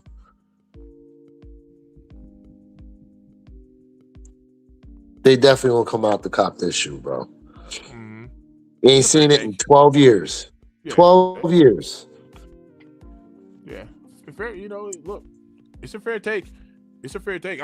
What you are advising is the smartest way to move. It's the smartest way to move. JD, look, for anybody that has a JD status account, this was a 0-point reserve. You have absolutely nothing to lose, points included. You had nothing to lose to reserve a pair. You could reserve the pair and not pick it up. It's all good. But you know what I mean? It makes sense just to lock in your pair. It's just the smartest thing to do. If you can lock it in, lock it in. Why not? It's a smart way to move. You can always release it, relinquish it, sell it, return it. You can always do all that stuff. Just lock it in. And here's the other thing, Derek. We are how close to release day, and the prices are, for the most part, are still a good amount above retail. It's steady because normally the price will start coming down. Correct. Yeah. I just looked today. Size 12 was like was 308. Mm-hmm. Yeah. Now the release date's in what? What's today? Wednesday? Shoot, the release date's in 3 days. Couple of days, yeah. Yep. It's gonna be a fun day though. We're gonna see a lot of W's. Hope to see a lot of W's. Oh, that's the other thing. Hold up. I forgot about this, bro. Tell me why my Saturday pickup time is between 11 and 2 p.m. Yeah. For JD, that's what they've been doing. DSG they changed it up. 10 to no, it's been like that. JD. No. Hold on. It's been like that for during the week. Remember, it used to be when they were doing the releases on Saturdays, you had up until about 5 o'clock. Nah, most recently, it's the JD put that same time on there. 1,000% most recently, yes. But yeah. I know that. It used to be different. Correct. It used to be different. They changed it up. JD changed it up. DSG always had a time restriction there too, and DSG is functioning off of Eastern time. Just know that. Yes. For you, it don't matter because you are in the Eastern time, but for me, correct. But for you, West Coast, correct. Yep. Yep. There's a difference. Yeah. Every time Chief coming to the live, he always asks Chief this question. Kingdom? He always asks this question. He always says this. I don't know. He said the same thing. He said, "Do you catch fades?" He said, "You look weak. Not gonna hold." Just the mere fact that every time they join the live, they say the same exact thing. I'm sorry, it was funny to me.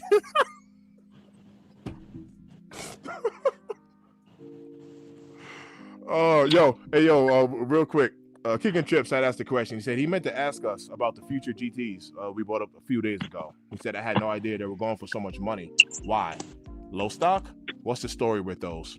The future GTs. Well, what was the stock numbers on those? Do you know? I'd have to go look it up. I don't know, but okay. The thing is, it's something new that people actually like, and you have a music artist behind it, right? That people tend to like too. Right. So, Mandy Pandy in the build. What up? Who's that guy standing with you in that picture? Amanda Son. What's that? Who is that?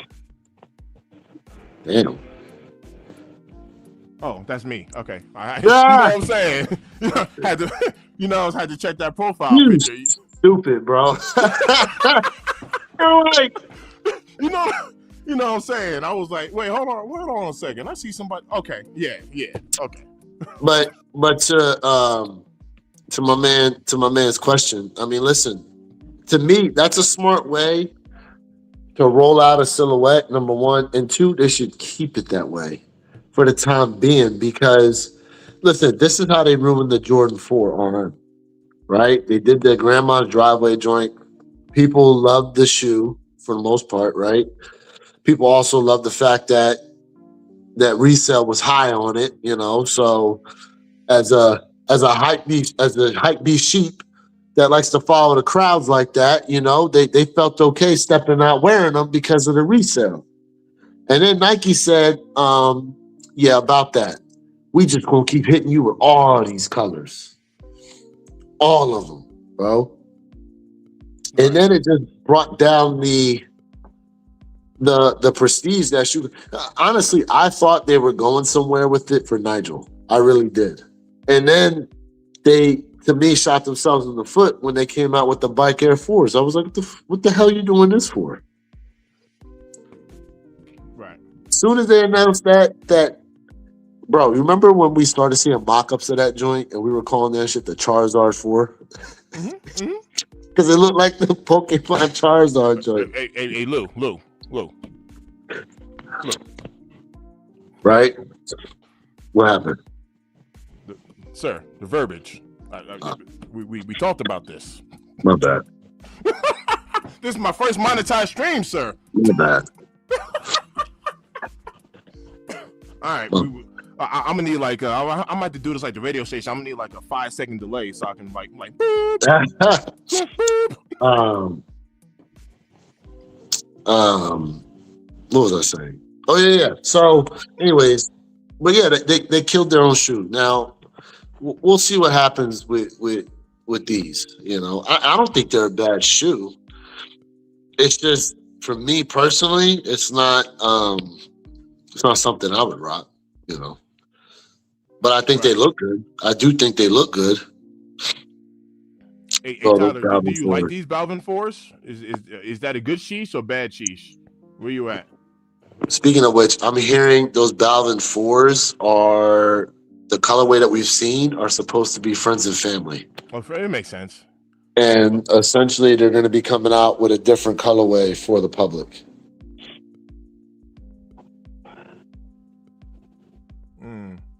So, nah, AOD, you good, because that wasn't I wasn't monetized when you was on.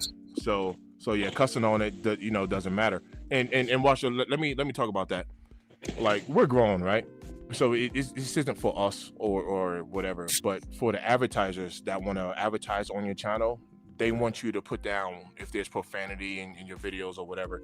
They want to. I'm learning all of this. I've been monetized for a day, right? But so I'm researching all this stuff. But they're saying that, depending on the type of content. Let's say you do reaction videos to like murders and gore and hardcore gory killings and stuff like that. Like, advertisers might not advertise as much on a topic like that as far as, because it's not the friendliest content, I guess. That's all that's about. That's really what it's all about. Yeah, I mean, because they ask you, is the content for kids? Correct. Right. And even though it's not for kids, because none of my videos are, like, literally, but we'll see. Yeah, but see, okay, so here's the thing. It's asking you that because if it does, it will show up in like YouTube Kids. They'll scrutinize it against the age restricted part of YouTube. That's why. Oh no, for sure. And there's a lot of things you can't do with your video. When you put it down, as far as like made for kids, it actually restricts a lot of things in your video itself. So yeah, none of my content. I don't cuss. I don't cuss in none of my videos. Like, literally, I do not do it. I'm aware of it. You know what I mean? And I still don't say it's for kids. Yeah. Like, part of that's. I mean, honestly, that whole thing we're talking about is part of the reason why TikTok was under so much scrutiny, because some of the characters that were popping up on there that were specifically targeting children. Right. No, yeah, that is true. King Mighty's in the bill. What up, King? What's good? What Have you good? noticed? Yo, have you noticed we haven't seen any of those dangerous like challenge videos anymore? Remember when people were climbing the crates? Oh yeah. The climbing the crates and falling off of them. Yeah. Remember when the people were jumping out of the car as the car was rolling and, And and dancing. dancing? Yeah, they're doing the Yeah, dance and yeah. like Or we even don't. trying to jump over the car like Kobe. Yes, or like I Show Speed. He tried that. Um, yeah, we haven't. Knock on wood. Because there was another one I saw where what was it? People were like putting that stuff on their hand and trying to light their hand on fire and do all types of nonsense. Thankfully, we haven't seen that stuff as of late. On You know, I did see a pretty gruesome. I mean, you see how I laughed up front because I shouldn't laugh at it, but it was kind of funny to me.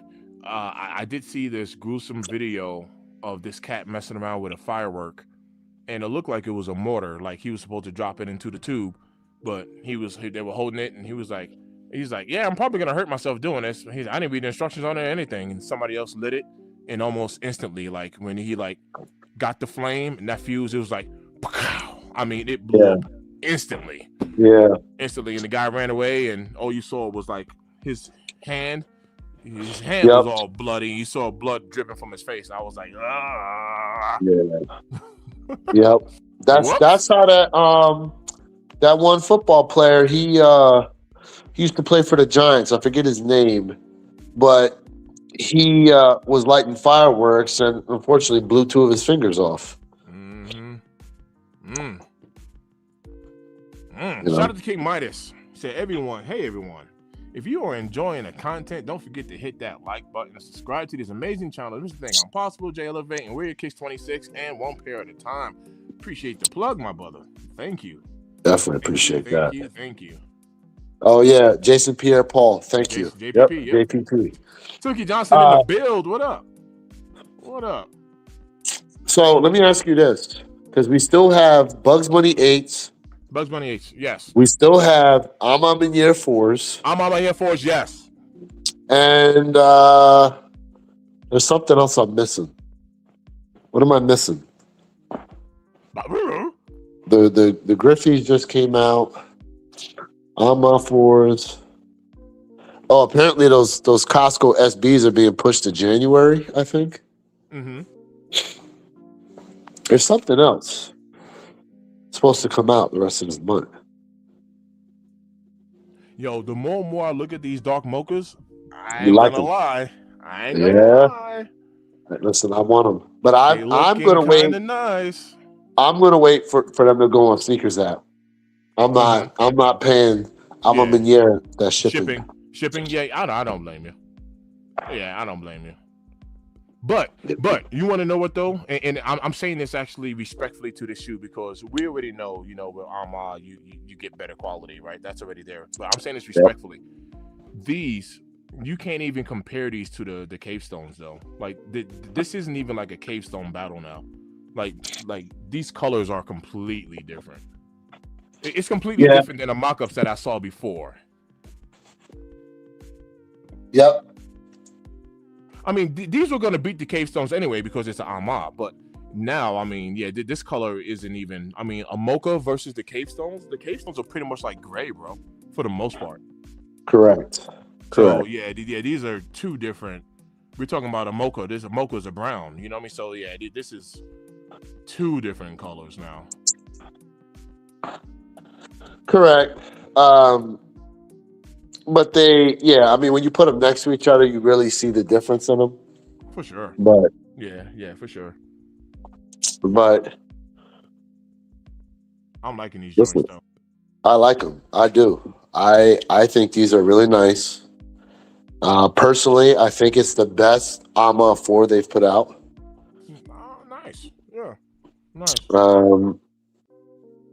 But listen, I'm ready for them to. The 6 was decent. I wasn't that interested in the AMA 6, but I'm willing to see like what else they do. Man, you sound like you might be catching a little cold, man. You all right? Yeah, nose a little stuffed. I hear it.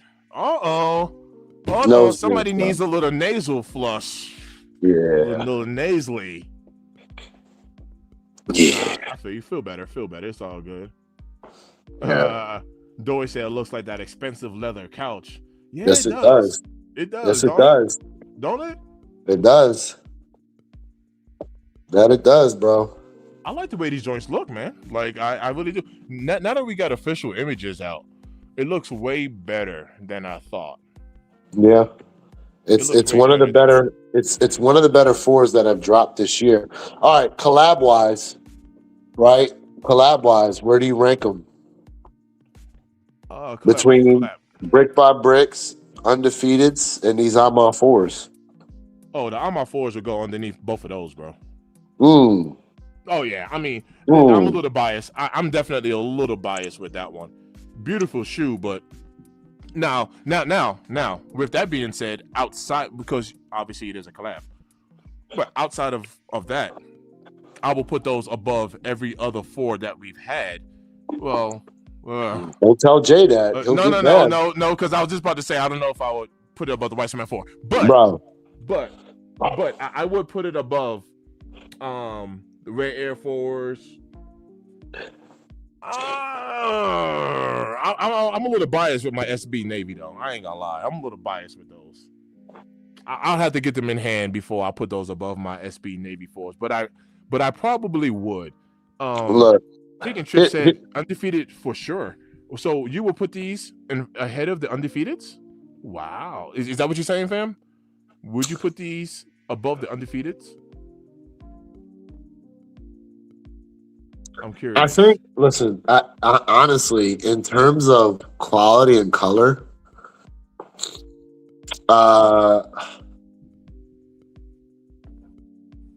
see, when I think about putting, looking at the shoes and ranking them, I try to take into account a lot of different factors: color, quality, build, story. You know what I mean? Like all that. Now, because I've seen other Ama Miniere 4s, in terms of it being a Ama 4 again that we're getting, that kind of brings the point scale on it down for me. But in terms of build quality, presentation, like all that, when you look at it, to be honest with you, the quality of that Ama 4, the quality of the Ama 4 is a better put together shoe than the other 2.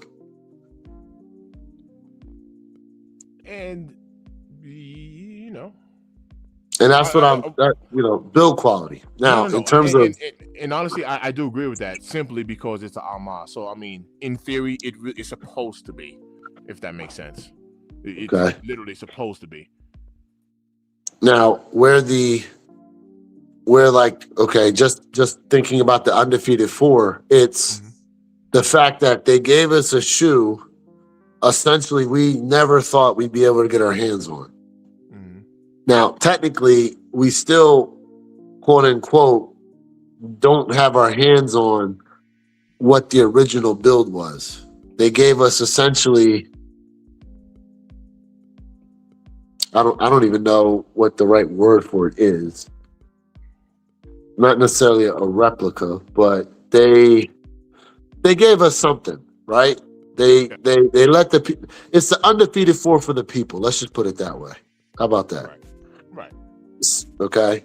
Now, the Brick by Bricks, the thing about that shoe is it's the first of its kind, in a sense. Jordan 4 with Bike Air on the back. Correct. You know? Correct. Yep. So that's the way I'm looking at it in terms of Ama Miniere wins in terms of like quality. Like the quality is above those other 2. For sure.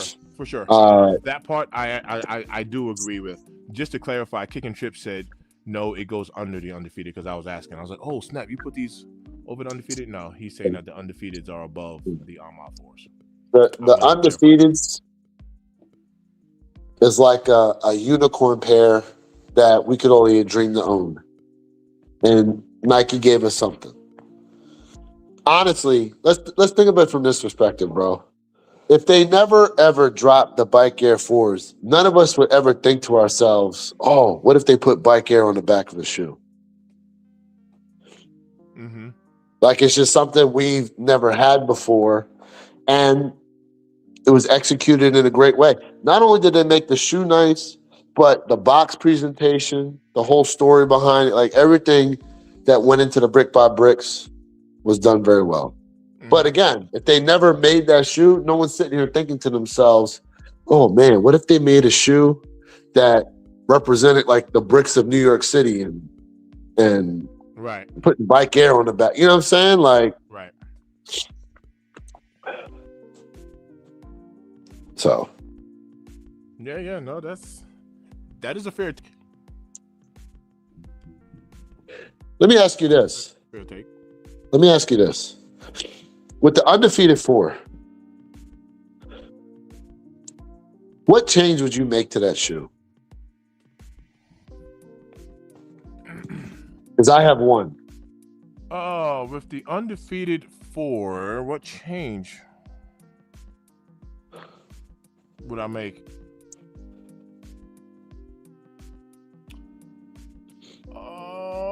I would.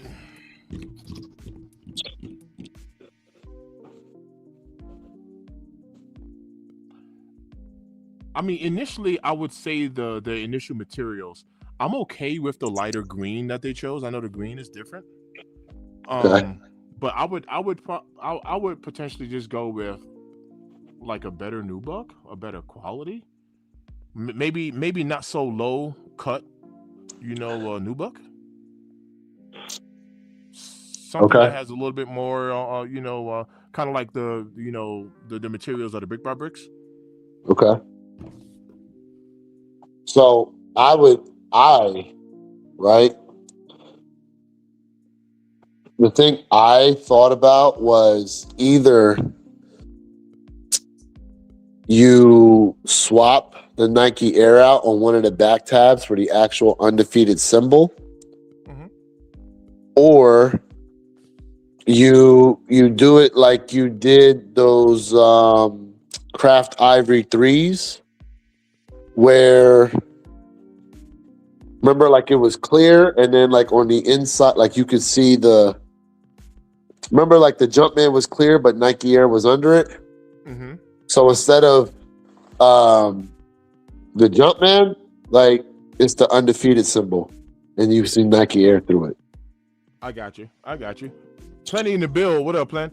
No, yeah. I got you. And so initially, what took me so long to answer, because I had thought about it, right? I was like, well, they could have just made it like the OGs and put a Jumpman on the back of it. But I understand why they changed it. That's why I didn't want to pick on the heel tab, just to be honest with you. But it was the first thing I thought of. I was like, well, they could have left it like the OGs, but that was because of that. That's the reason why I said I'm okay with the color, because once again, we know the color is different. But I that is a good matter of fact. Some people tapped in and said the hang tag.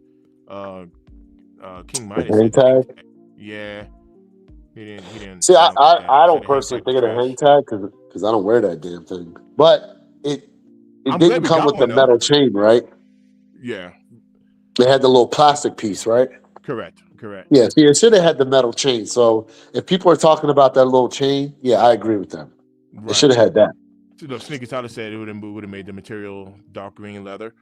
And watch this. Like, how come we didn't get a hang tag with the Black Cats? Didn't the previous version come with a red hang tag? Yeah. With the Black Cats? The thick red hang tag. You're right. Thick red hang tag. We didn't get a hang tag with the Black Cats. You're right. I'm kind of scratching my head on that one. Like, for real?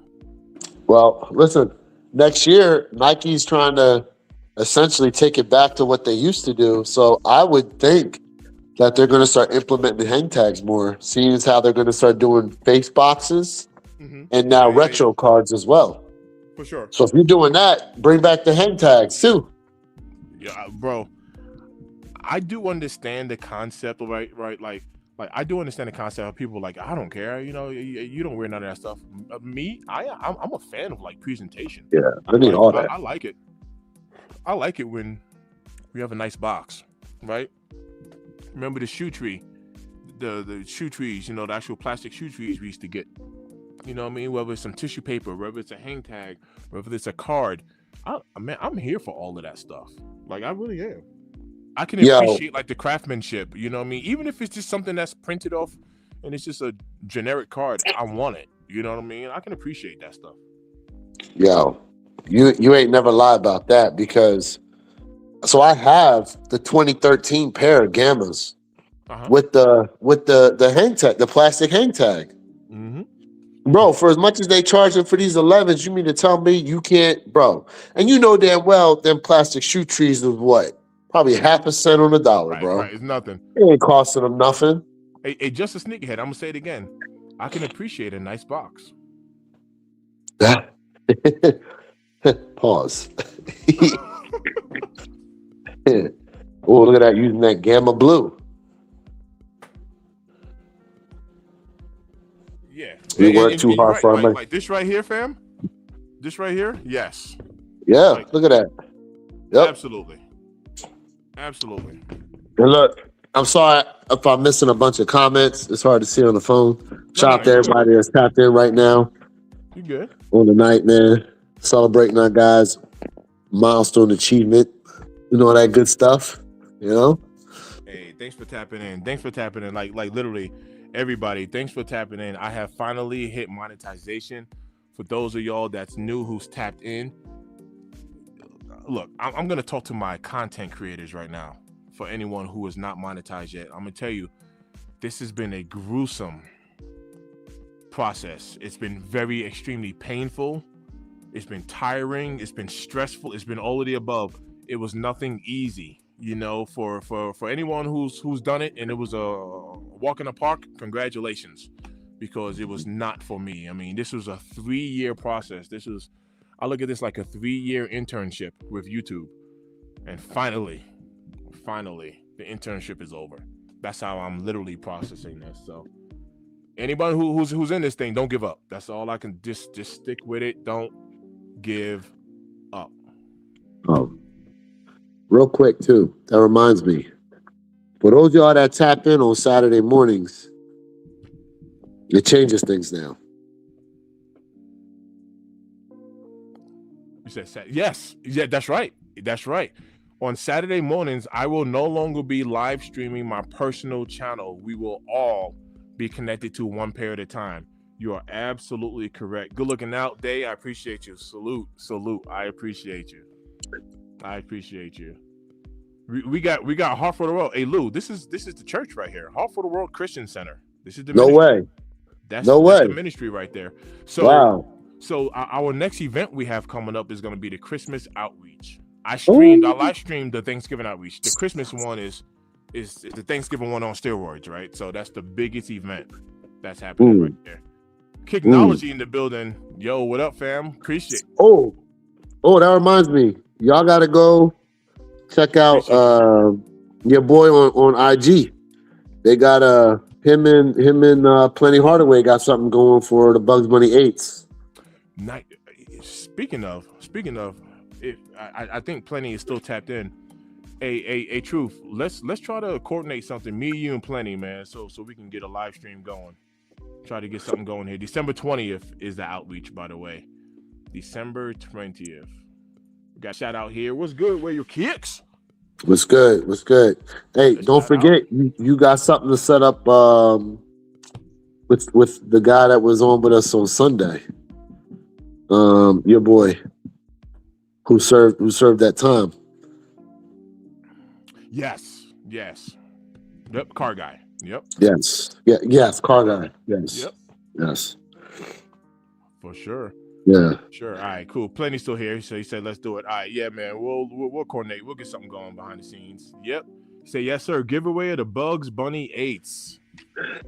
They're doing a nice little giveaway. Yeah. I entered. I think I tagged you. On IG. Yeah. I had peeped. Yeah, man. Someone's gonna get blessed. Hey, listen, ain't nothing wrong with free 99. Shoot. That's right. Ain't nothing wrong with that.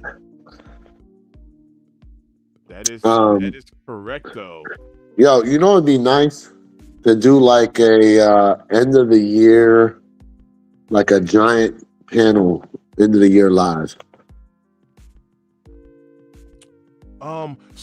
Ironically, for New Year, for New Year's, I'm actually we're having a party here at the crib, and we're gonna have just a small party. It's not gonna be nothing major or whatever. We got some personal friends coming over, but I'm gonna live stream that party.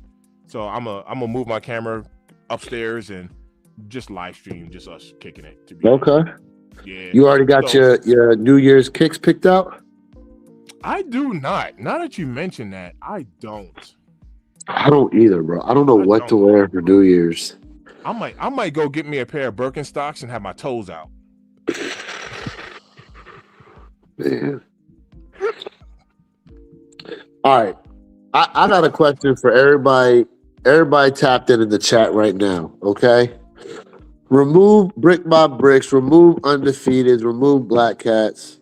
Like, honestly, for your own personal thing that you like,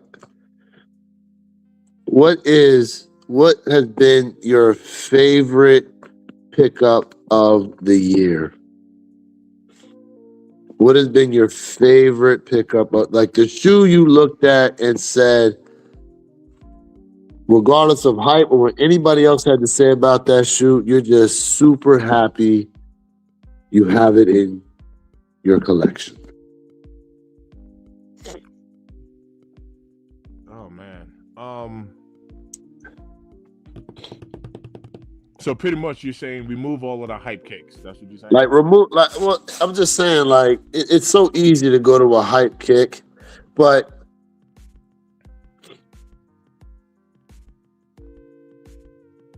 like, honestly, with everything that released this year, you know what? The Chicago Low, that's a great choice. So good. I have 2 pairs of those. The only shoe I've ever doubled up on to keep, bro. All right, let me. Like, listen, I love the fact that I have the Undefeated. Like, I love the fact that I have the Undefeated 4 more than the Brick by Brick 4. But, and the thing I love about the fact of it is the fact that thank God I got it for retail. That's one. But I don't necessarily think those are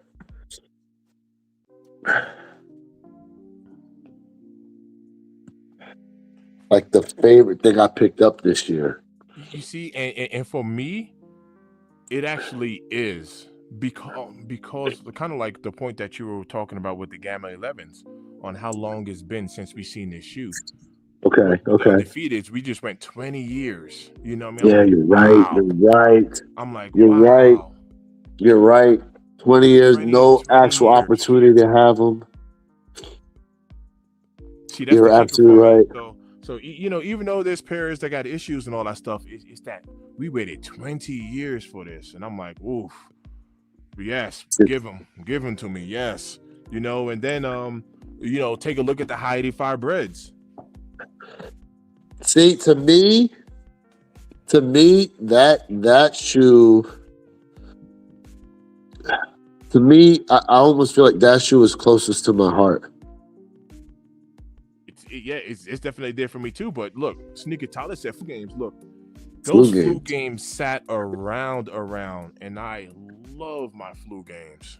You know what's interesting about that? So Sneaker Tyler, I don't think you were even old enough to see the flu game actually go down. And and I'm not trying to say it to disrespect you. Just let us know what the reason is behind it. And I'm surprised he said that for as much as he talks about LeBron's.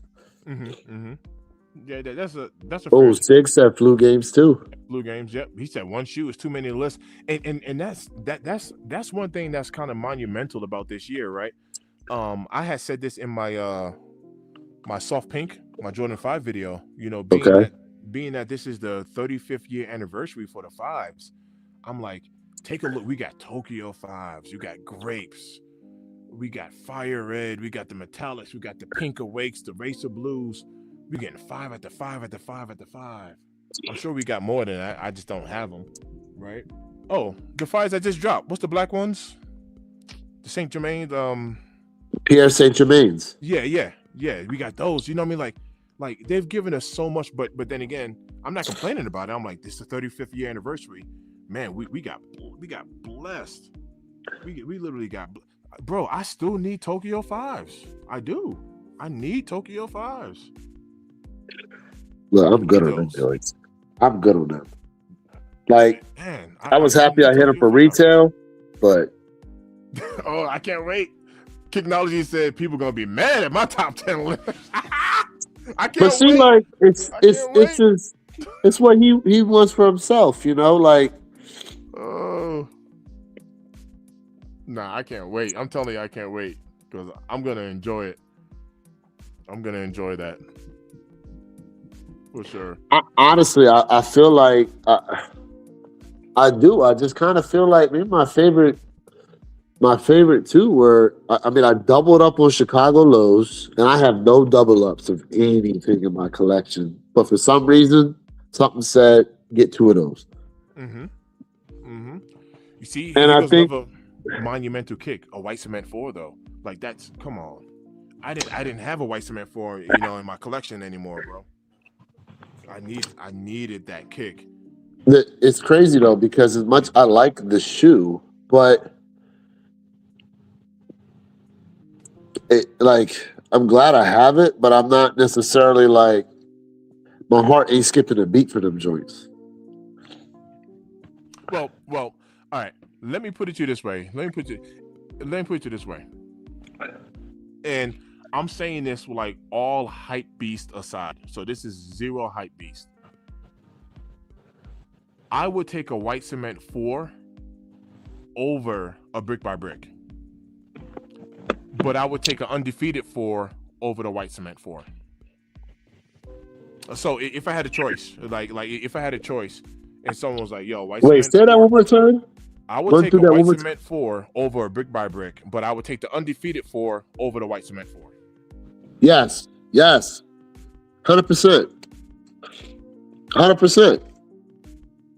100%, bro. Because like I said earlier, if they never dropped a brick by brick, no one's thinking about that shoe. If they never came out with it.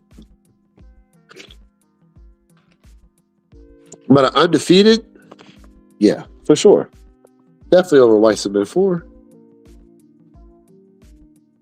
I would take undefeated over the white cement, yes. Now, if they drop that damn off-white bread, yeah, well, that's a different story now. That changes up the game. They dropped that unicorn of a pair. They dropped that. I don't know what it is about that shoe that I love so much, but I'm telling you right now, that shoe is the unicorn of unicorns for me. I don't know. I have no idea why, but I'm telling you right now, they dropped that off-white bread for the game's over. So, my man said, "Give it to me, baby." They ain't nothing. Nobody. Listen, bro. The only thing you can do is present to me a signed pair of 1985 Chicago's by Michael Jordan himself, bro. He said, "That's it." That's as close as it's gonna get. Yeah. No, hey, don't present to me no pigeon dunks, no Paris dunk, no Freddie dunks, none of that nonsense, bro. That's it. Right. Oh, speaking of which, did you talk about them pigeons? Mm-mm. Do you even know the backstory to that? Nope. Oh, bro. So the guy who basically designed the pigeon dunks, like you know the backstory of the pigeon dunks, right? With the little pigeon on the side, the SB dunks, the gray, they got an orange outsole. I know the shoe, but I didn't know the story behind it. Well, the guy who designed it essentially was out in New York City about a day or two ago, and he took a pair and he threw it over a traffic light, right? Well, some guy got his friends together, put like these makeshift poles together and a ladder and all this stuff to get them off the light pole in New York City. So he gets him down, right? Bro, he ran him through the authentication. Mm-hmm. It was fake. Oh, okay. So Whoops. now there's like this huge controversy as to why. I can't think of the guy's name. Damn, they said the dude's name. I can't think of the guy's name with that dunk. Chat, help us out. In other words, the guy who designed it took that pair. It was a fake pair. And I'm like, why the hell does my man got a fake pair of his own shoe? Mm-hmm. And, you know, he could have like at least signed them or something. Then, I mean, it was for decoration, right? It was supposed to hang around the light. Hold up. Are we not done yet? Because after all the scrutiny about the situation, the dude himself stepped up to say something and said, he essentially said, and I paraphrasing here, does it matter what warehouse or what factory distributor they came from for the shoe? He's like, arguably, that guy is going to find more value in the story he gets to tell for that shoe than anything else. Jeff Staple, thank you. That was his damn name. Jeff Staple. Yep. Bro. So ultimately, he's admitting the fact that it was a fake pair. Well, he never actually said they were fake. He just said, what does it matter what warehouse or factory they came from? And I'm like, wait a second. What are you saying? I mean, to me, that sounds like he's saying it doesn't matter. It's a fake pair or not. I mean, that's how I interpret that. But it's like the story behind it, the meaning, the sentimental value behind it is greater than whether the shoe is real or not. That's how I'm processing that statement. I mean, that's what he's trying to say. Yeah, so it's like, well, it matters because I still, hey, bro, cool story, but can I still get a real sneaker? That'd be my take on it. Yeah, like it'd be dope that if the shoe being fake, bro, if he signed them, if he had signed the shoe, but they were still fake, to me, that's better than just taking a fake pair and just throwing them. Because anybody can do that. I agree. Anybody can step out there and throw a pair of quote unquote perceived $30,000 dunks over the damn traffic light. Yeah. And be like, first come, first serve, whoever can get them. And it turns out to be fake. You stop in traffic for some fake shoes. I'm surprised your boy ain't go back and throw them bitches. Oh, excuse me. I'm so sorry. Throw them Jones right back over the light. I caught myself. To your point, right? To your point, right? I can see, yes, if he would have signed them, at least having a signed fake pair still. This is funny to say. It still authenticate the fakes. I mean, because it's a signed fake pair, so now the fake pair is authenticated with his signature. If that makes sense, you know what I mean. So yes, but that's going to hold more weight. Okay, so let me ask you this. Right? Remember when they did the movie Air, right? And Ben Affleck was going around doing the interviews, and remember when he had the Chicago custom Travis Scott reverse high? I remember that. Okay. Now, we all know they ain't never made that shoe. Mm-hmm. But if Ben Affleck himself presented them to you and said, yo, I'm giving you my custom shoes I have made. Correct. Now you're looking at a piece of actual memorabilia that, you know what I'm saying? Like there was... We know the shoe was never necessarily made by Nike, but it was made in commemoration of the movie that he starred in. And guess what? They came directly from Ben Affleck. That's obviously going to hold weight. Solid point. Versus my man going out there and saying, well, Jeff Staple threw this fake pair over the light pole for me to get down. Right. Because in the interim, anybody can have a fake pair and say this is the shoe. I mean, as like a PR stunt, essentially. Correct. Yep. I dig it. I dig it. So I have 0 Jordan 4 or Nike Dunks out of 100 shoes. I never follow the crowd. Hey, Michael, you like what you like. There's nothing wrong with that. I'm gonna straight up. You like what All you right, like. I got a good question for you, Mr. Think. What up? If it wasn't for content creation, what silhouette would you actually buy more of?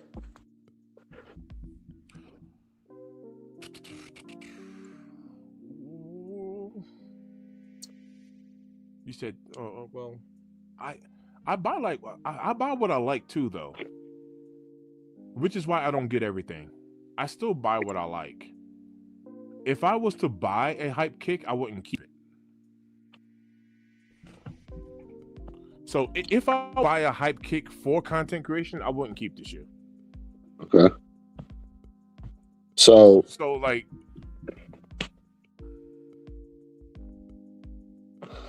I'll tell you mine. What is it? Air Force Ones. So you wear Air Force Ones like that?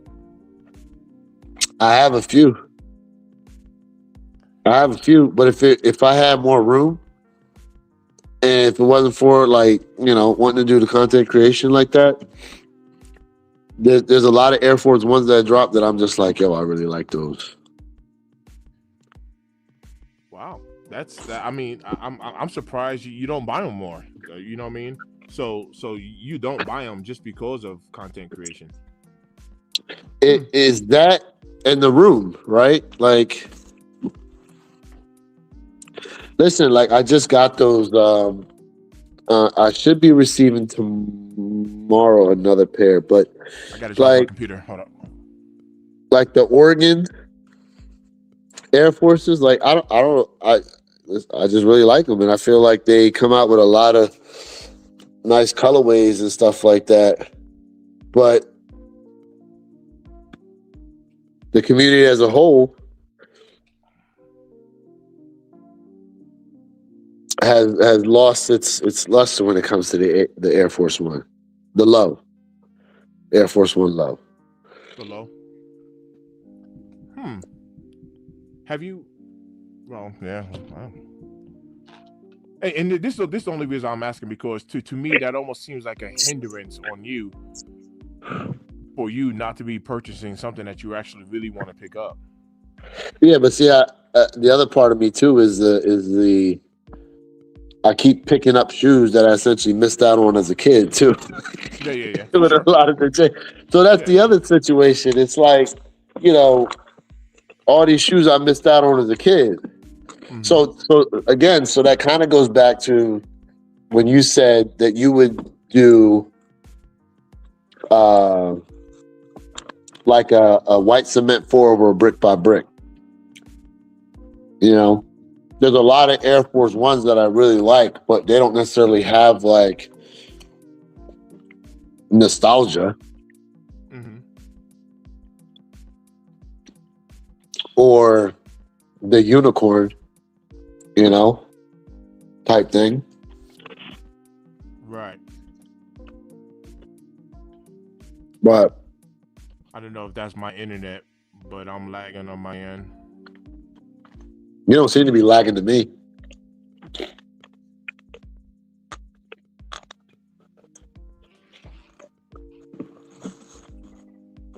What? Yeah, so I actually buy, kind of like what I mentioned earlier. Right. I remember earlier I was on this mid thing, so I picked up a bunch of mids.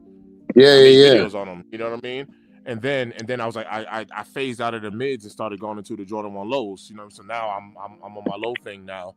I mean, of course, Jordan 1 highs is always like just a staple, but I actually stopped buying mids and switched over to lows, because now I'm in like my low phase, highs and lows versus highs and mids. But yeah, I actually still buy what. So like just as an example, to kind of prove your point now, I'm still on the fence. I still don't know what I'm gonna do with these Pink Awake 5s. You know what I mean? Like I just might sell this kick. Not because there's anything wrong with it. You know what I mean? Not because I don't like the shoe. I don't wear pink like that. Like I just don't be rocking pink like that, and that is a heavy pink shoe. So What are they going for? Probably about like $750. I haven't looked it up recently. Let me pull it up. See what StockX is saying. I think I got a size 13 or maybe a 12. Let me see. I got a size 13 in those. You just want to flat out sell them, or maybe you want to wrap whatever goes off? Well, I've thought about selling them because you know, I've kind of hinted that I'm gonna start a finance channel. I'm starting another channel, and I think this shoe will be perfect to you know, in addition to whatever I'm investing into. I think this shoe will be perfect to show the sale of this shoe and take my original investment and put it aside, right? So let's just say the 250 or whatever. Put that aside here. Let me pull this up. So this is StockX, size 13. We're looking at the $695. Hey, like I said, you can raffle them jokes off.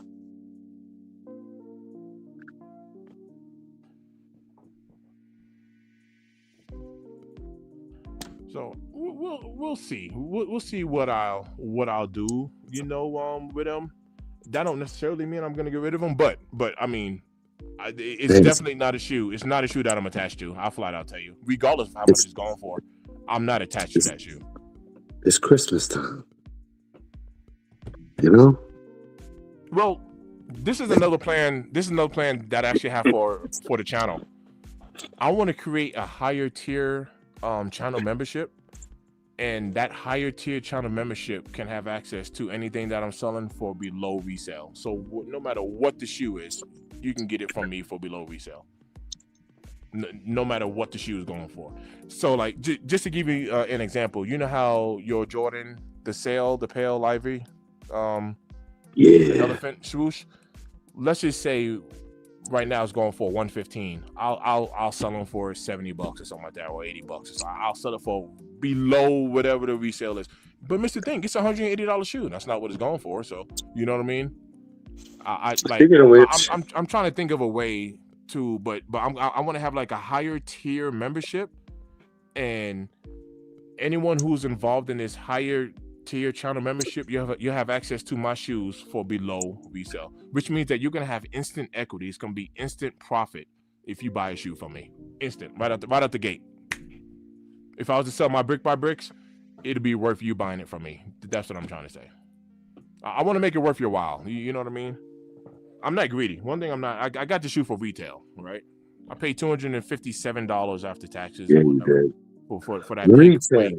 It's a $700 shoe, and truth be told, you know, on GOAT, it's gonna be more than that. You add in the fees and all that stuff, and you know we're already up there. So you don't plan on wearing your brick by bricks? I'm not saying that. Well, like, look, I'm gonna be honest with you. Ain't no shoe safe around me, bro.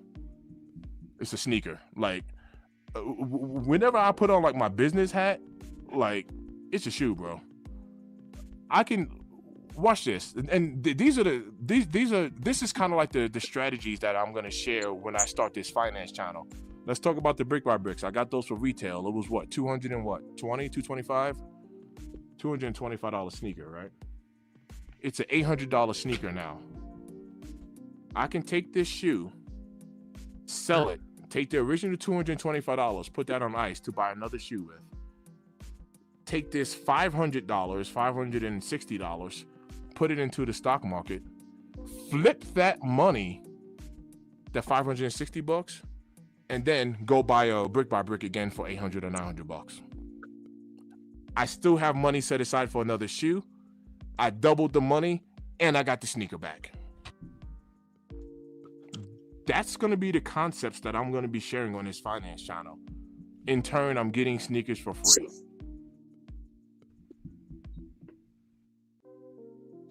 So when someone says, you crazy if you spend $1,000 on it, I ain't buying no sneaker for $2,000. Yeah, me neither. I got it for free. That's the concept behind it. But I still got a $2,000 shoe. But the concept is, I ain't spending no $2,000 for a shoe neither. Are you crazy? I did not spend $2,000 for that shoe. I got it for free. And those are gonna be concepts that I'm gonna share on this finance channel.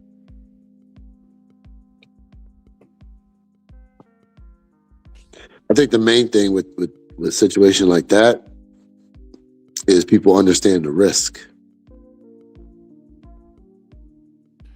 So when it comes to the finance part of it, yes, they can understand the risk. But when it comes to flipping a shoe, I mean, your profit is already there. I mean, like straight up, your profit is there. Like, So, correct. So, but the thing is you come back to it, and now it's more than even what you sold it for. Which is fine. Remember. So in that aspect, doubled the money. I already doubled up. That 500 already turned into 1,000. I already picked up another shoe. The original investment, the 225, already went to go into another shoe. Yeah, but essentially you're paying more money than to get it back, right? I already got another shoe, bro. What do you mean? What other shoe? Oh, you're just using the money to buy a totally different. Well, you said to go back and get the brick by brick. No, what I'm saying is I paid $250 for the brick by brick, right? Yeah. I sell it for $800. There's $550 profit. Profit, yeah, correct. It's the profit. This is what I could pay for the shoe. So you made your money back plus. I put this money right here, the 225. I put it on ice to go buy another shoe. I take the 550, flip that, and make $1,000, $1,200 out of it, right? This turns to $1,200. Now, even if the brick by brick costs $1,000, I got $200 that's still invested. I go get the brick by brick again. I got $200 invested and the 225 to go buy a different sneaker. It's a come up any way you slice it. Now I got the shoe back. I got $200 in investment, and I got another sneaker with the $250 from the original investment. It's a come up all the way across the board. So when someone says you're crazy for spending, I ain't never going resale and buying a shoe aftermarket, whatever. Yeah, because for you, maybe you got to work a ton of overtime, and it's gonna take you 2 months to come up with $1,000 to spend on a sneaker. When in all reality, I'm getting the sneaker for free. And that's the core difference right there. I'm not working any extra overtime. I'm not taking any money out of no budget, whatever. I flipped the sneaker. I sold it. I invested it. Made the money back 2, 3, 4x the money, and then yes, I'll come back and pick up the kick again if I really want it. And it was all for free. That's what I'm saying. It changes like the whole dynamic of anything that we're doing. That's the power of investing. That's it. That's the power of it. You put your money to work for you. We work really hard for money. We got to put our money, in a position to work hard for us. That's the beauty of it. Can a trade go against you? Yes. That's the risk that you're talking about. You want to play safe? Go into an index fund. Put in S&P 500, man. Get your little 10, 15% annually, and that's it. That's all you get on it. Play it safe if you want to. But I can promise you this. Any money you put inside of a shoebox, congratulations, because you know how to save. So saving is very important. But outside of that one factor, it's not a wise thing to do. Don't keep money in the shoebox. It depreciates because of inflation. That $100 that you put in right now today, it's not going to have the same value next year in the summertime because gas is going to be more, milk, eggs, cheese, everything's going to be more. So you're going to be able to buy less with that same amount of money. It's not a good move to keep money in the shoebox. It's not. Inflation. But how many people know this? That's the question. How many people actually know this? I think people know it, but it's like, it's not, in a lot of our communities, we don't necessarily grow up talking about it in that aspect. So a lot of people don't understand it. And when they don't understand something, they fear it and stay away from it. Because they don't know. That's exactly what I said. They say knowledge is power. Knowledge is the accumulation of facts. That's what knowledge is. Knowledge isn't opinions. Knowledge is the accumulation of facts. Knowledge is power, right? They don't know. You're right. They don't understand it because they don't even know it. people think that the word ignorance, people think that being ignorant is a bad word. I ain't ignorant. If you don't know something, you're ignorant. I didn't know that. Yeah, you were ignorant to it. And it's not a bad word. You didn't know. It's okay. I didn't know that. I didn't know the story behind the pigeons, bro. You asked me a question. I was like, nah, I didn't. I don't know. I was ignorant to the history on it and what happened. It's not a bad thing. So you're right. I mean, people do, when it comes to money, I understand it. I understand people, look, people work hard for their money, man. So, you know what I mean? They're going to want to play it super safe, like super duper safe. I understand that. Facts. I totally understand that. I also understand that super safe doesn't take you to the next level. I understand that too. If I was playing the YouTube channel super safe, I would have quit a long time ago. Yeah. Because that's how difficult it was to get monetized. Oh, there was nothing safe about it. YouTube don't make it easy. Yeah, it's not easy, man. I'm just being transparent, right? I'm just being honest, right? That was the whole purpose of this stream. That's the whole purpose of being on here, to say thank you, because like Lou, truth be told, y'all, you included, like it's literally the whole tribe has helped this monetization come to fruition. It wasn't just me. I could stream 24/7, bro. If y'all don't tap in, if you don't jump up on a panel and make it easier, so I don't got to be sitting here by myself talking and all that stuff. If y'all don't tap in, man, it goes nowhere. That's all. It's just another video floating around on the internet. That's all it is. I mean, straight up. Like, I'm grateful, fam. When I tell you I'm grateful, I am grateful for the fact that we have an audience and that we have a platform that we get up here and be ourselves, man, and all that. Like, I'm grateful for it. Like, no lie, I'm grateful for it. I don't think this feeling is really ever going to go away, to be honest with you. I'm grateful. It's always love, man. Like, I'm grateful. I am. 100%. Well, I am grateful. I'm going to drop off. No, it's all good. It's all good, man. I'm, believe it or not, look, Ohio says scared money don't make money. I mean, bro, that is a hard fact. And you want to know another one too, because this is one to where, like, I'm not gonna lie, it's true. A lot of people don't like to make it seem like it's true, but here goes another one. It takes money to make money. It does. Now, it don't take a lot, but it does take. Look, we're not magicians, man. We're not over here pulling $100 bills out of our shoes, right? Just like,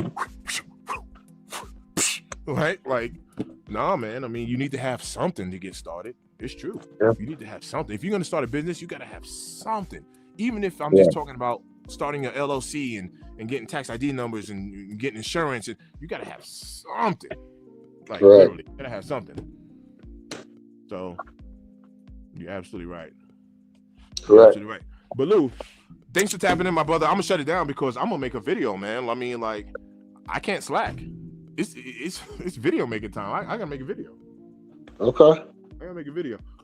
Maybe I'll do the 91 lows next. The better at times. Maybe I'll do that next. I know it's an old shoe now, you know what I mean? But I'm still going to make the video. I mean, I'm still gonna bro, like I just put out a couple old, quote unquote, old shoes too. Right. Screw it. Right, you know, sure. Somebody will find that video and find it of value. So, for sure, bro, I really didn't. Them Jordan 1 sales, man, them things are so nice, bro.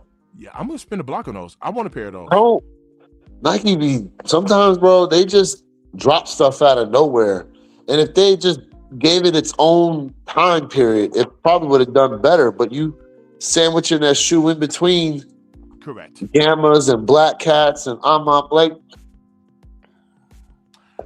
I felt that about quite a few shoes this year, fam. To where, number one, it's a nice shoe. It just wasn't needed. We didn't need it. Right. It was an unnecessary drop. Like, we did not need that shoe. Yeah. Beautiful shoe. Gerald Whiteman in the bill. What up, fam? Thanks for tapping in. We actually about to boogie here in a minute. But JR, as of yesterday, your boy officially got monetized. So I wanted to jump on here, man, and just kind of share this milestone with the people, with the family. You know what I mean? So I just, like straight up, I just wanted to get on here, man, and just share it. I'm still gonna be doing my lives when I have time, all that good stuff, But when I get off of here, I'm about to make a video. If I hurry up and make it, I'll probably drop it within the next day or so. You know what I mean? Try to get this. Thank you, brother. Thank you. Yes, Appreciate you. So I'm here for it, which is funny because just to tell you real quick, I know everybody heard it 17 times already, but this was a 3-year journey, bro. I was an intern on YouTube for 3 years, and finally, it's here. So I'm grateful. I got a question. With what the pickup times are looking like on Saturday, how long are we going for? I can't go long at all. Pause, because I don't like the way that sounded. I don't like the way that sounded. So we're gonna take that back. Here we go. You gonna be getting them Cialis. All right. I have work on Saturday, and I have work up in Fort Collins, so I have to get off extremely early because Fort Collins is about, I don't know, for me in a moving truck, it's gonna be like an hour and a half drive out there, depending on traffic. So I have time frames anyway, to where I'm thinking I might call my customer tomorrow and push the move back a little bit so I can just sneak out to JD Sports just to grab my pair. I'm okay. Because if I don't do that, I'm not gonna be back down on time. Well, do you think maybe you wanna, if you get that ship to me option, secure that up tomorrow?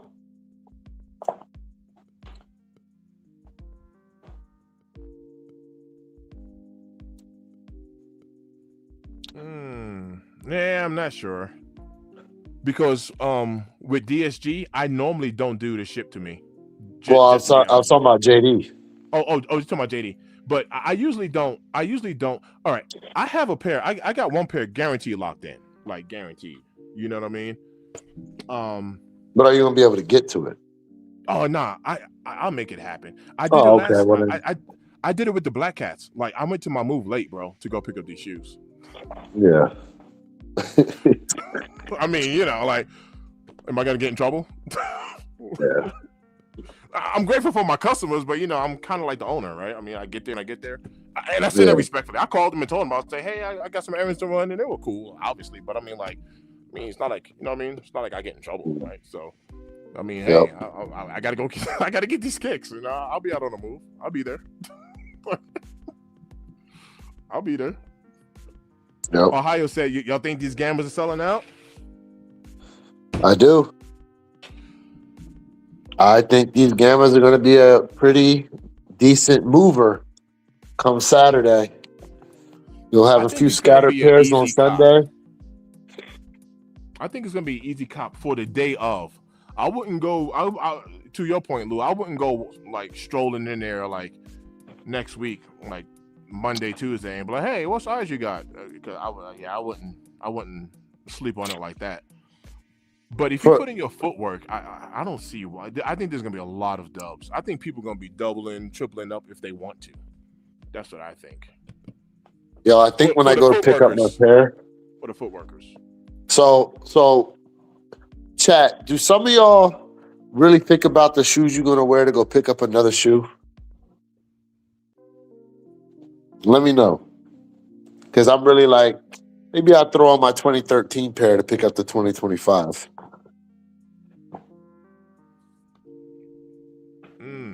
I usually don't even think about that. I just be finding something to go, all right, let me throw these on real quick. Yeah, he said. But I know some people that do that. Yeah. Like Jay does that a lot sometimes. Yeah. Like he'll have a specific shoe, he'll go pick another shoe up in. Right. Yeah, I do know some people that do that. I've actually done it in the past, but I do have work, so I'm gonna have on like Flu Game 12s or some Jordan 2s. I'm gonna have work shoes on for sure. Gotcha. Yeah. All right. I'm gonna answer this question. I know you said you want the boogie, so if you want to bounce, I'm gonna talk to JR about this. Okay. Oh, yeah. I mean, yeah, I can answer that too, but I do gotta go. So Yeah, do your thing, bro.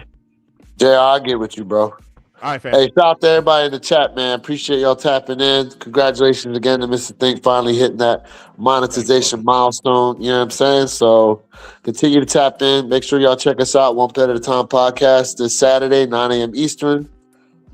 You know, so long as nothing goes down, we should be good to go this Saturday. Yes, sir. Yes, sir. But appreciate y'all, man. We'll check y'all soon. All right. Peace. Thanks for tapping in. Late. Yep. One. Yep. All right, JR. Let me answer this. All right. He said, "What's one piece of advice that you can give that's not a generic answer about how you built your following to get monetized over 3 years?" Oh man, that is a great question. Let me start by saying I am huge when it comes to like research. I'm like one of those like research junkies. I'm pause, but I'm like the climb down, jump down the rabbit hole. I research, practice. That's me like all day long. This is what happens behind the scenes. So here goes my answer. You truly, and this isn't just for YouTube, but this is like life. If you want to exceed at something, if you want to be good at anything, you have to go above and beyond. And when I say above and beyond, I'm talking about like, I've missed birthday parties because I had to work, and then, you know what I mean, and that's how I was able to get a pair of shoes or multiple pairs of shoes, whatever, because I had to skip on a 4th of July barbecue in order to come home and make some content. Like and I'm not saying you, so this isn't directed towards you. I'm just gonna say you. When you're sleeping, I'm making YouTube videos. When you're partying at the bar, drinking and having fun, I'm researching stuff about the stock market and how to become a better content creator. That's what's going on behind the scenes that people don't get to see, right? So when the success comes, some people might even think it's a fluke or, oh, that must be easy or whatever. It's like, nah, man, it wasn't nothing easy about it. I put in countless hours and times and stuff behind the scenes in order to become good at something. When it comes down to a following, this is what I honestly feel when it comes down to following. And then I'm going to talk about YouTube just a little bit. A good leader don't pick their followers. A good leader does not pick. We ask, hey, like and subscribe, you know what I mean? Whatever, I appreciate you, boom, boom, boom. But like the moment somebody comes to you and be like, you follow me, you're gonna be like, yeah, I'm good. Or you might be like, cool, because I wanted to follow you. But my whole point is like, a good leader don't pick their followers. Let me tell you what a good leader does. A good leader leads from the front and the followers just follow. And every once in a while you turn around and take a look and be like, oh, some people back there. I like old school war flicks. And I'm gonna give you an example. With the old school, I'm talking about like the old school. You look at the Bravehearts and all that stuff. Pick any good war film. I'm gonna tell you right now, it doesn't matter like the era. You have the leader, he get up on front on his horse, right? He come up like and the leader is up there like this.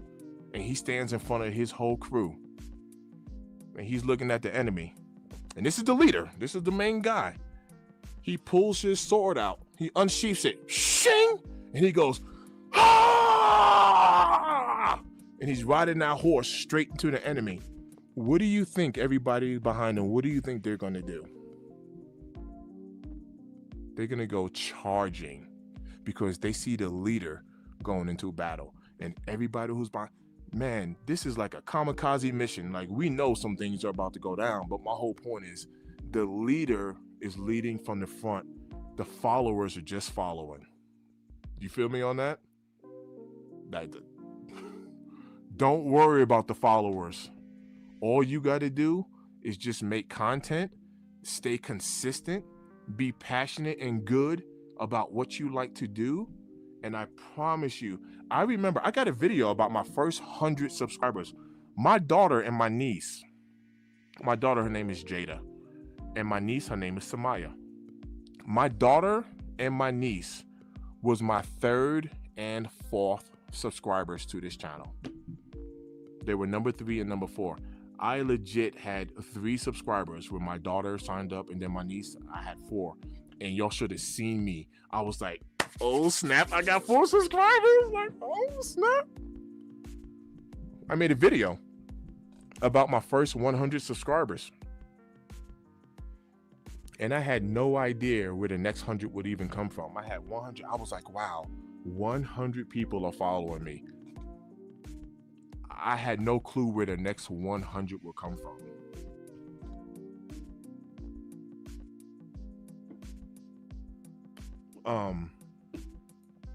Good looking out. He said biggest to you for staying true and staying consistent.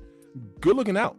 And because I had said this earlier, fam, what you see, my name is Derek, by the way. I said that on the live stream earlier, because people's like, yo, Mr. Think, I never knew your name, right? But people call me Mr. Think. Like, even when I go out to like sneaker pickups and when people see me or whatever, they're like, Mr. Think. And I'm like, huh? You know what I mean? Like sneaker cons and all that stuff. When you see me, like what you see right here, like no lie, what you see right here is what you get in real life. Like, this is me, right?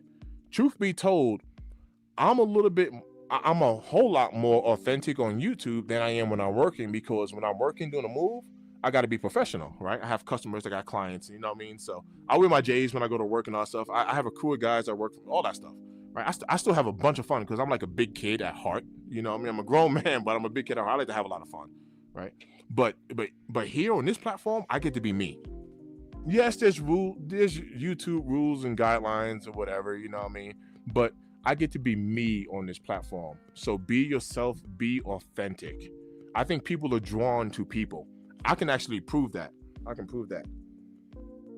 Have you ever worked with somebody like a coworker, and you don't really like them? Just to be honest, you don't really like them, but they grow on you over time because you're around them all the time. Like they're like, man, I never used to get along with Johnny, and now we'd be taking lunches together. Come to find out, he likes sneakers just like me. He likes cars just like me. He likes bowling just like me. He's a drummer just like me. Like, yeah, I like this dude. I didn't like him when I first met him, but we got a lot of things in common or whatever. You know, people can grow on you, you know, and so when it comes down to this whole content creation thing, I truly believe that subscribers, having a high amount of subscriber count is a vain metric. And what I mean by that is I don't really think it's really that important.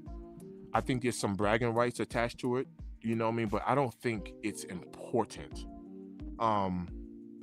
Focus on just perfecting your craft. I'm constantly perfecting my craft. I don't even want to say it. I'm gonna show you. I'm gonna show y'all how difficult it was for me to become monetized. I'm not even gonna say it. I'm gonna show you. Give me a second. I'm pulling up my my channel behind the scenes here, so I can share the link. What is this?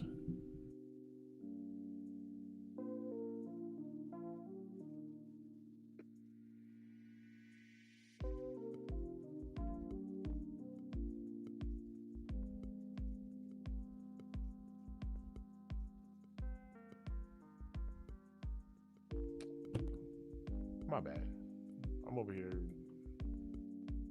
Oh, I know what happened. I know what happened.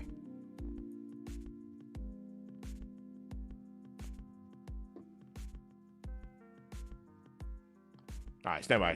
Just give me one sec here. But what I'm gonna pull up is I'm literally gonna show like how difficult it was for me to get monetized with the YouTube monetization program. I'm on this 3-year journey right now. All you need is the first step of monetization is 500 subscribers, 3,000 watch time hours within a 1-year time frame, and that unlocks super chats. That's where people can donate and give you money and give super thanks, super chats or whatever. Or you can have 3 million short views within a 90-day time frame. which is unless you're going viral with your shorts, it's not as easy as it sounds. Whatever. All right. Outside of that, that's the first stage of monetization. The second stage of monetization is 1,000 subscribers and 4,000 hours of watch time, and this is all within a 365-day time frame, or 10 million short views within a 90-day time frame. Once again, Crystal was on here earlier. Her YouTube channel is Crystal Reborn Dolls. She actually hit monetization by getting 10 million short views. I'm gonna tell you right now, that's almost like unicorn status. It ain't as easy as it sounds. That's that. All right. Let me share this screen real quick. I don't know, my computer's moving like really slow right now. All right, so hopefully the stream isn't lagging too bad. Neighborhood, what's good with you? What's good? Look, King Mighty said, look, be yourself, be you, no matter what. Keep grinding. 100%. 100%. Lock in, level up, never fold. Stay focused, stay moving, no matter. Bro, like, I know that sounds like cliche-ish, but it's absolutely true. Like the only way, I honestly feel, you know, it's, especially if you're constantly improving, the only way you don't get monetized is if you quit. Statistically speaking, they say a lot of people kind of quit. Like, a lot of people don't even hit 1,000 subscribers because the metrics is actually pretty difficult. It's not, I'm not gonna lie, it's not easy to do. You watch all of these, I watch all of these YouTube gurus. Oh, I got monetized in 21 days. Good for you. I'm in year number 3, bro. Good for, I'm not saying that, watch this. I'm not even saying that to be a hater. I'm not even a hater. I'm like, yo, good for you. Because that is not the standard. That is not, oh, man, that is not the standard. Some people can turn on their camera and just go viral. Must be nice. You know, this whole process can be discouraging at times. Now me, I ain't gonna lie, I think a little bit differently, right? Because I'm really big on like analytics. So I think differently when it comes to certain things. So me personally, I ain't gonna lie. Sometimes I kind of torture myself. I intentionally take a harder path when it comes to succeeding at things. I do that on purpose. I don't know why I do it, but I challenge myself in harder ways. I'm gonna tell you right now, I can easily have 10,000 subscribers. I'm talking about like this. I can easily have 10,000 subscribers the moment I start dropping nothing but short videos. It's a super fast way to get subscribers. It's a very fast way to get subscribers. The problem is long form content pays more than short form content. Statistically speaking, it does. It pays more. All right. I was able to get my channel up. This is my channel behind the scenes here. This is called YouTube Studio. My computer's moving like super slow. I'm just trying to make it to where it's really not letting me zoom in too much. Hopefully y'all can see that decently, just decently. All right. But I wanted to show you this. I'm gonna go to my all-time stats. So like I said, you need 4,000. You need 4,000 watch time hours in order to become monetized. I'm gonna go over here. This metric is called lifetime, and I want y'all to see this. Why are you moving so slow?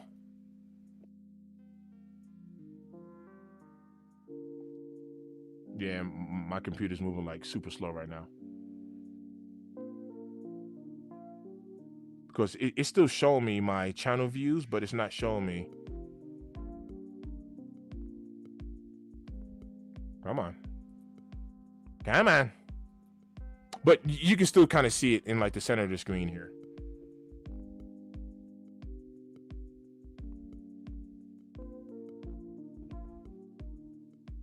This thing is getting worse.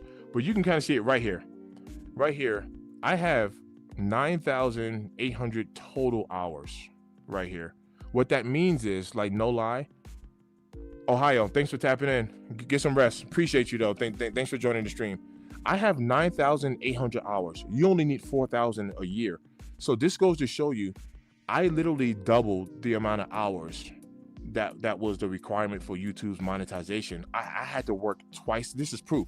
I had to work twice as hard, because what that means is throughout the previous years, I've gotten really close to monetization, and then I started losing hours. So let me tell you what that means. Let me run through some comments real quick here. That's my other phone, neighbor superstar Wayne. Okay. Good looks.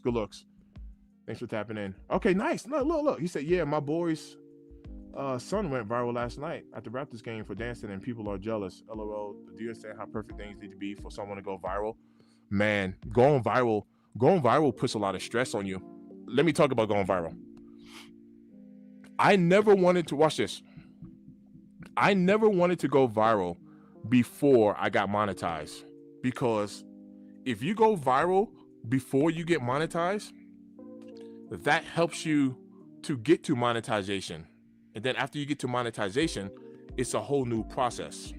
Like, this is the beginning of the journey. As excited as I am right now, I understand like all of the work that I put in, and I put in a lot of work to get monetized. Like, no lie, I went ham. But all of the work that I put in to get monetized now is gone. I've reached a milestone. So now it's almost like climbing up to the top of a mountain, and you get to look down and be like, wow, look where I've come from. This is amazing. That was a tough climb. And then you turn around and there's another taller mountain, and you're like, all right, let me get my gear. That's where I'm at. Like, no lie, I'm literally sitting there like, wow, I made it. And then you look around and you see nothing but taller mountains around you, and you're like, all right, well, this is what's next, right? But this is why I didn't want to go viral. I don't know if people know this, and I'm not complaining. This is just a full transparency, and I don't hear many people talking about this, neither what I'm about to say. I'm really big when it comes to analytics. Everyone's YouTube channel is monetized. That's number one. Everyone's YouTube channel is monetized. You have advertisers that pays YouTube to put their ads, right? If you want to call them commercials, on people's channels. When you have YouTube Premium, you get to skip the ads, but that's you. I have YouTube Premium. That's me paying YouTube to skip ads. But ads is on everyone's channel. You're not eligible to collect any of this money because you have to meet YouTube's requirements. So what that means is these advertisers that's paying YouTube to put their commercials on your channel, YouTube collects 100% of this ad revenue that's being generated or being given to them. When you finally meet the YouTube metric, YouTube goes, all right, congratulations, we'll give you 55%. We're still going to keep 45%, which is fair because we are on their platform. Look, I'm not complaining. This isn't a complaint. I'm telling you all, like, this is the behind the scenes things, right? YouTube collects 45% of it, and they give you, the creator, 55%. You get a little bit over half, which is fine. But my point is, for the 3 years that I've had my channel, ads have been on my channel. I just wasn't collecting from it.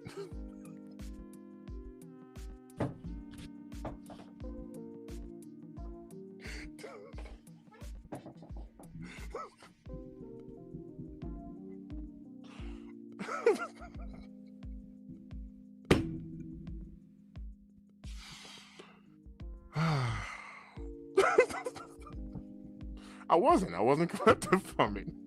So all that means is I was an intern for YouTube for 3 years. That's what it means. And I am no longer an intern. You want to know what's so dope? JR, I shared this earlier. Within the one day that I've turned on monetization to my channel, yesterday I made like $1.20. And I was so excited because I was like, wow, I just made my first buck. Now they have like minimum thresholds, meaning you have to meet like a $100 threshold before they, pay out whatever. They're not going to send you $1 check or deposit, $1.20 into your account. however how you set it up to be paid. But it was just a mere fact of like, wow, after 3 years of hard work, I already made $1. So to me, that's huge, right? That's just huge. It felt like I've already made $1 after 1 day of being monetized, you know. And like I know someone's gonna be like, so what? But I'm like, nah, like finally, all of this hard work has paid off. I've been on this stream for almost 3 hours. Family, when I get off this stream, I started playing this game, you know, when I have time. It's called Dead by Daylight. I play Xbox when I have time, but my time be scarce. My wife was on the stream earlier. My wife's upstairs. She's probably sleeping now. You know what I mean? My kids are upstairs. I don't think my daughter's sleeping. Actually, my son, he went to go see his girlfriend, so he's not even home. But I put time into this. When I get off this stream, whatever time it is, because I'm not tired, as you can tell, I'm not sleepy. When I get off this stream, I could easily turn on my Xbox and get it in with my boys who's gaming right now. But I'm not. I'm going to make another video about these Nigel 1 lows. I'm going to make some more content. And this is the behind the scenes stuff that like, this is the grind that it takes in order to be extraordinary, in order to go above and beyond. Like this is the grind. You remember the story with Kobe Bryant? You hear these countless stories when people be like, man, I went to the gym. I got there like an hour early. Kobe was already there in full-blown sweat. Yep. And then when practice was over, I grabbed my bag and bounced. I still heard a ball dribbling. I look around. Kobe was in there by himself, working out after the practice. Yep. This isn't a drag on AI because I really do like Allen Iverson. I do. But remember, Allen Iverson was the same person who was like, practice? You're talking about practice? You're talking about practice? All right. What's AI? We talking about practice? How many rings AI got? Car guy in the bill. What up, fam? Yeah. What up? What up? But yeah, man, shout out to everybody who tapped in, man. I really wanted to get on here and share this victory because, like, no lie, y'all, like, I mean this with my whole heart. Y'all are the ones who got us there. This isn't a solo mission or a solo journey, right? I got 9 people watching the stream right now. Throughout the course of the night of me being on, there's been a couple of 100 people that's come in and out. You know, if it wasn't for that, man, I mean, like, I would have never met this metric because you can make the best videos or the crappiest videos in the world. If nobody watches it, it goes nowhere. So it doesn't even matter at that point. Like, it literally don't even matter. He said, I just got to the crib. I don't own that work. Yes, man. Rest up, brother. Thanks for tapping in. It's good seeing you. You know, but when it comes to like this whole YouTube thing, like I highly encourage, number one, I got anybody's back. If you want to get monetized or if you're thinking about starting a channel, I mean that. I'm not just saying that just because it sounds good. Like I literally mean that. I will find the time to get on the phone with you and talk to you or help you set up stuff or whatever the case is, you know what I mean? For anyone who's looking to get started, you know, into content creation, I'm not saying I'm the man. I'm not saying none of that stuff, like straight up. I know I don't got the dopest videos. Like the videography that Jada Sneaky Guy got, I'm telling you right now, like his editing and all is off the hook. It's off the hook, right? Like I know I don't have the dopest videos, but I'm also me. I had a few people tell me, a few of like my friends back in New York, they were like, AOD, like truth be told, he was like, my brother-in-law actually said this to me. He has like a whole group of his friends that every Sunday they go hoop and do all types of stuff. And he was like, yo, we put your video on, we watch your video and then we'll talk about it or whatever. And I was like, oh snap, like thanks and like good looks, you know what I mean? And he was like, yo fam, people get connected to you. Let's be honest, like let's be completely honest. If you know about sneakers or if you are in this field, we already know everything about the sneaker. You don't have to watch my review, right? You know about it. You know if you're getting a sneaker or not. You know, you don't gotta watch 17 different reviews about a sneaker. You really don't.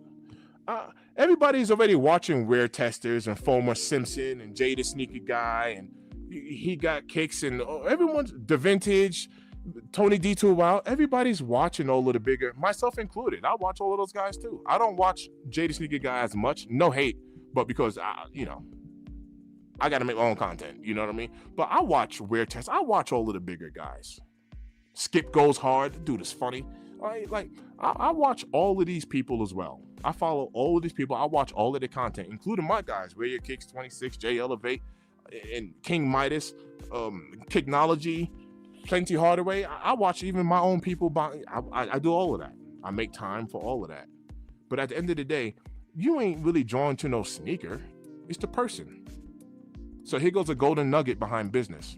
A lot of people think that when it comes to business, it's all about making money. It's not. Building business is all about relationships. When you build relationships with people, money is always exchanged in relationships. When I say always, money is always exchanged.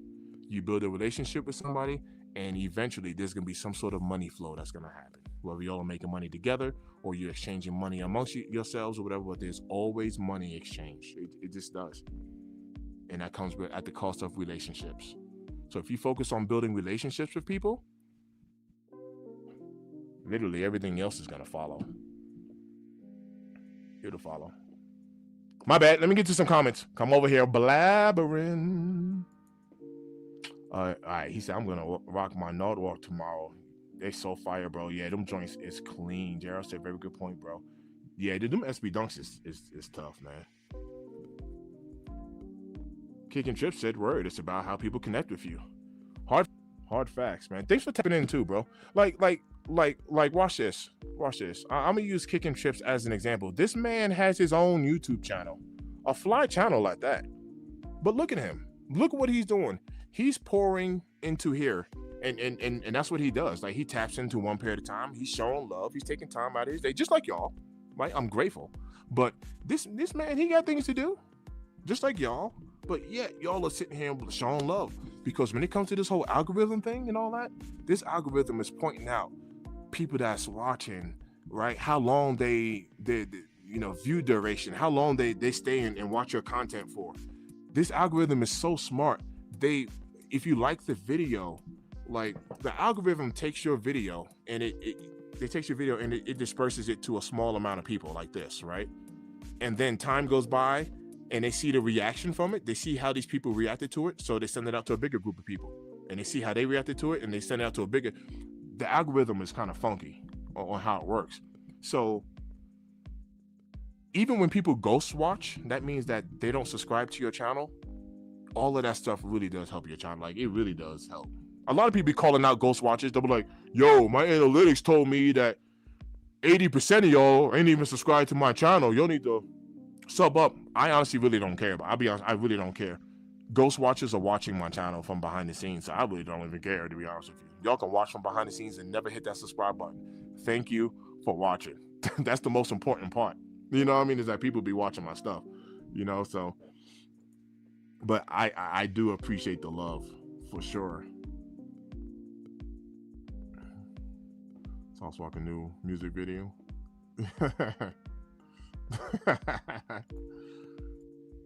He said people buy from people they like, not because it's the least expensive or the best product. Car guy? Correct. For sure. I want to speak on that. I'll give you all a perfect example. A barber. Respectfully so, when you go to a barber shop, and this is applicable literally in every area of life. When you go to the barber shop, everybody there went to barber school. Everybody in that shop knows how to cut hair. Everybody. When you walk into the shop, you're gonna dap your barber up. Yo, what up? What's good? And he'll tell you, yo, I got 3 heads, before you waiting. You look around, there's 5 more barbers in there that got empty chair. All of these guys know how to cut hair. What are you gonna do? This is an interactive one. What are you gonna do? Somebody tap in and tell me what you're gonna do.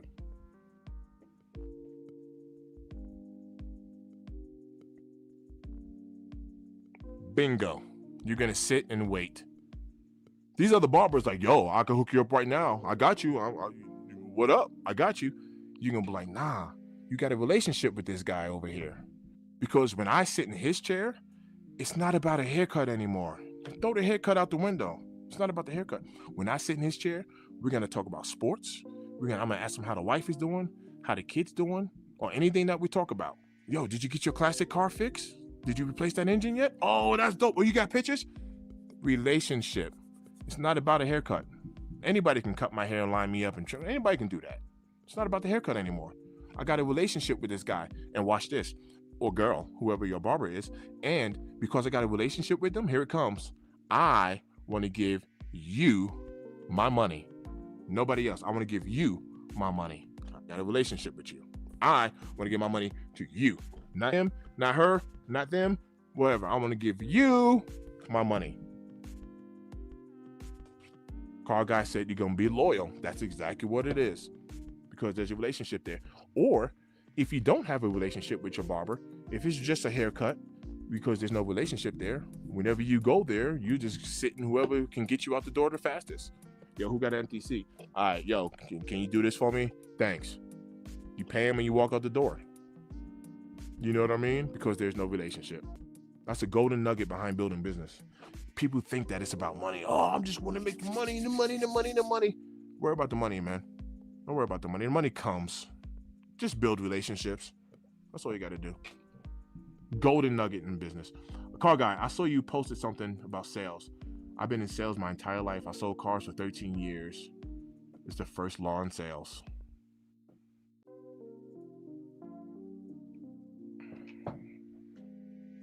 Which is funny because my wife always telling me, like, babe, you can sell ice to an Eskimo. I really don't know where that came. I'll be honest. I really don't know where that came from. I don't know if that came from like my dad. I don't know if that comes from being a New Yorker, because living in New York, I'm like, man, look, for those of y'all that met New Yorkers, man, like they crafty, sleek, slick, Yo, I got these tickets right here, homie. Look, man, they ain't gonna have these all night. New York Knicks, you know them boys is on fire. Look, these tickets are going for $120 each. I'll hook you up right now for $95. Matter of fact, I like your shoes. I'll hook you up right now for $85, man. And these are some good seats, right? Look it up on your phone. You're looking at them, they're talking real fast. Right? You know what I mean? Like, You like Broadway shows too? You know, never been to one, have you? They got Disney on Ice. Kids love it. Boom, boom. And and the tickets are going to be fake, by the way.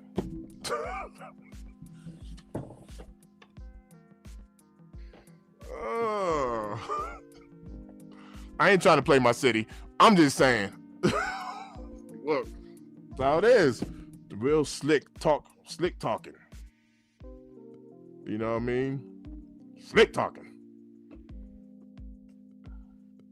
He said, we city people grew up in the city around people all the time, chopping it up. So we're just personal people. We know how to talk. 100%. I mean, like, to back up what you're saying, right? Now, don't get me wrong. Don't get me wrong. They real friendly out here in Colorado. Colorado got a whole new side of friendship to them that me being a New Yorker, when I first came out here, I wasn't used to none of that. Back home in New York, I know it's like this in Jersey and a lot of places on the East Coast. If you make eye contact with somebody, right? If you make eye contact with somebody, you give them a little head nod. They look at you back, and that's it. You know what I mean? You turn your head or whatever. You might be sitting on the bus, on the train, might be walking by a path. No, it don't really matter. Make a little eye contact with somebody, you give a little head nod. What up? And then, what up? What's good? Right? That's it. Out here, man, these people will come up to you and be like, good morning, how you doing? And you're like, hello. You know, and they're like, oh my God, that is a nice hoodie. That's really nice. And you're like, don't touch me. People out here are a little bit too touchy and all that stuff. Like,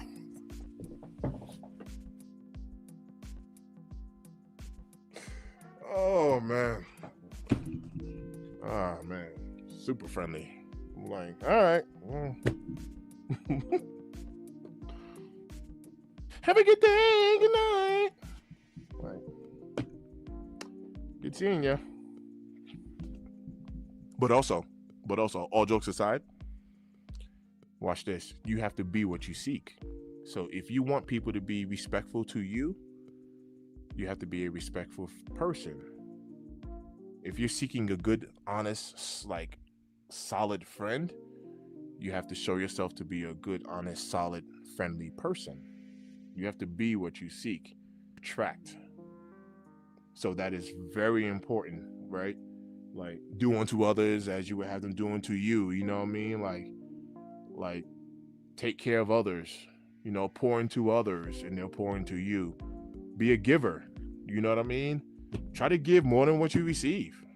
It'll come back around to you. It'll be. Watch this. Everybody has a birthday, and one day it's gonna be your day. One day everybody's gonna come together for you. That's what this gathering is right here. Y'all showing love and coming together for me because I hit this monetization mark, and I'm grateful for that. This is my turn. This is my turn. Y'all ain't hating. Y'all, nah, screw this dude, man. Who do think he is? You know, y'all ain't acting like that. Y'all are showing love. And guess what? I'm gonna show love right on back. I was there for Jay Elevate. He was the second person in the group. Because he was the second person in the group to get monetized. Hard facts. Hard facts. Dang, it's 10 o'clock already. And I didn't eat. My daughter's texting me, telling me she's hungry. Let me see what she's talking. Let me see what she's talking about. All right.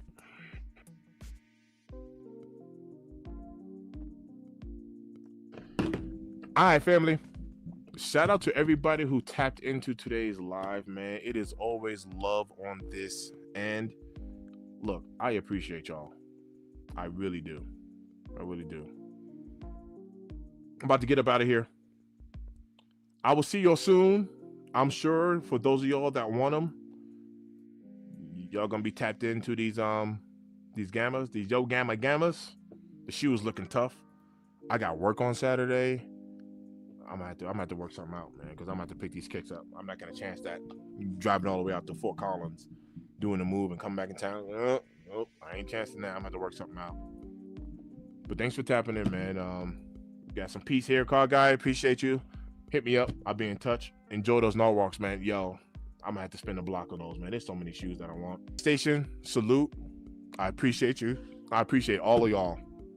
Like I said, this is just the beginning, man. So look, I ain't going nowhere. I'm even gonna start another channel. I ain't going nowhere though. This is, you know what I mean? This is the first milestone, and I worked so hard for it. So it paid off, man. It paid off.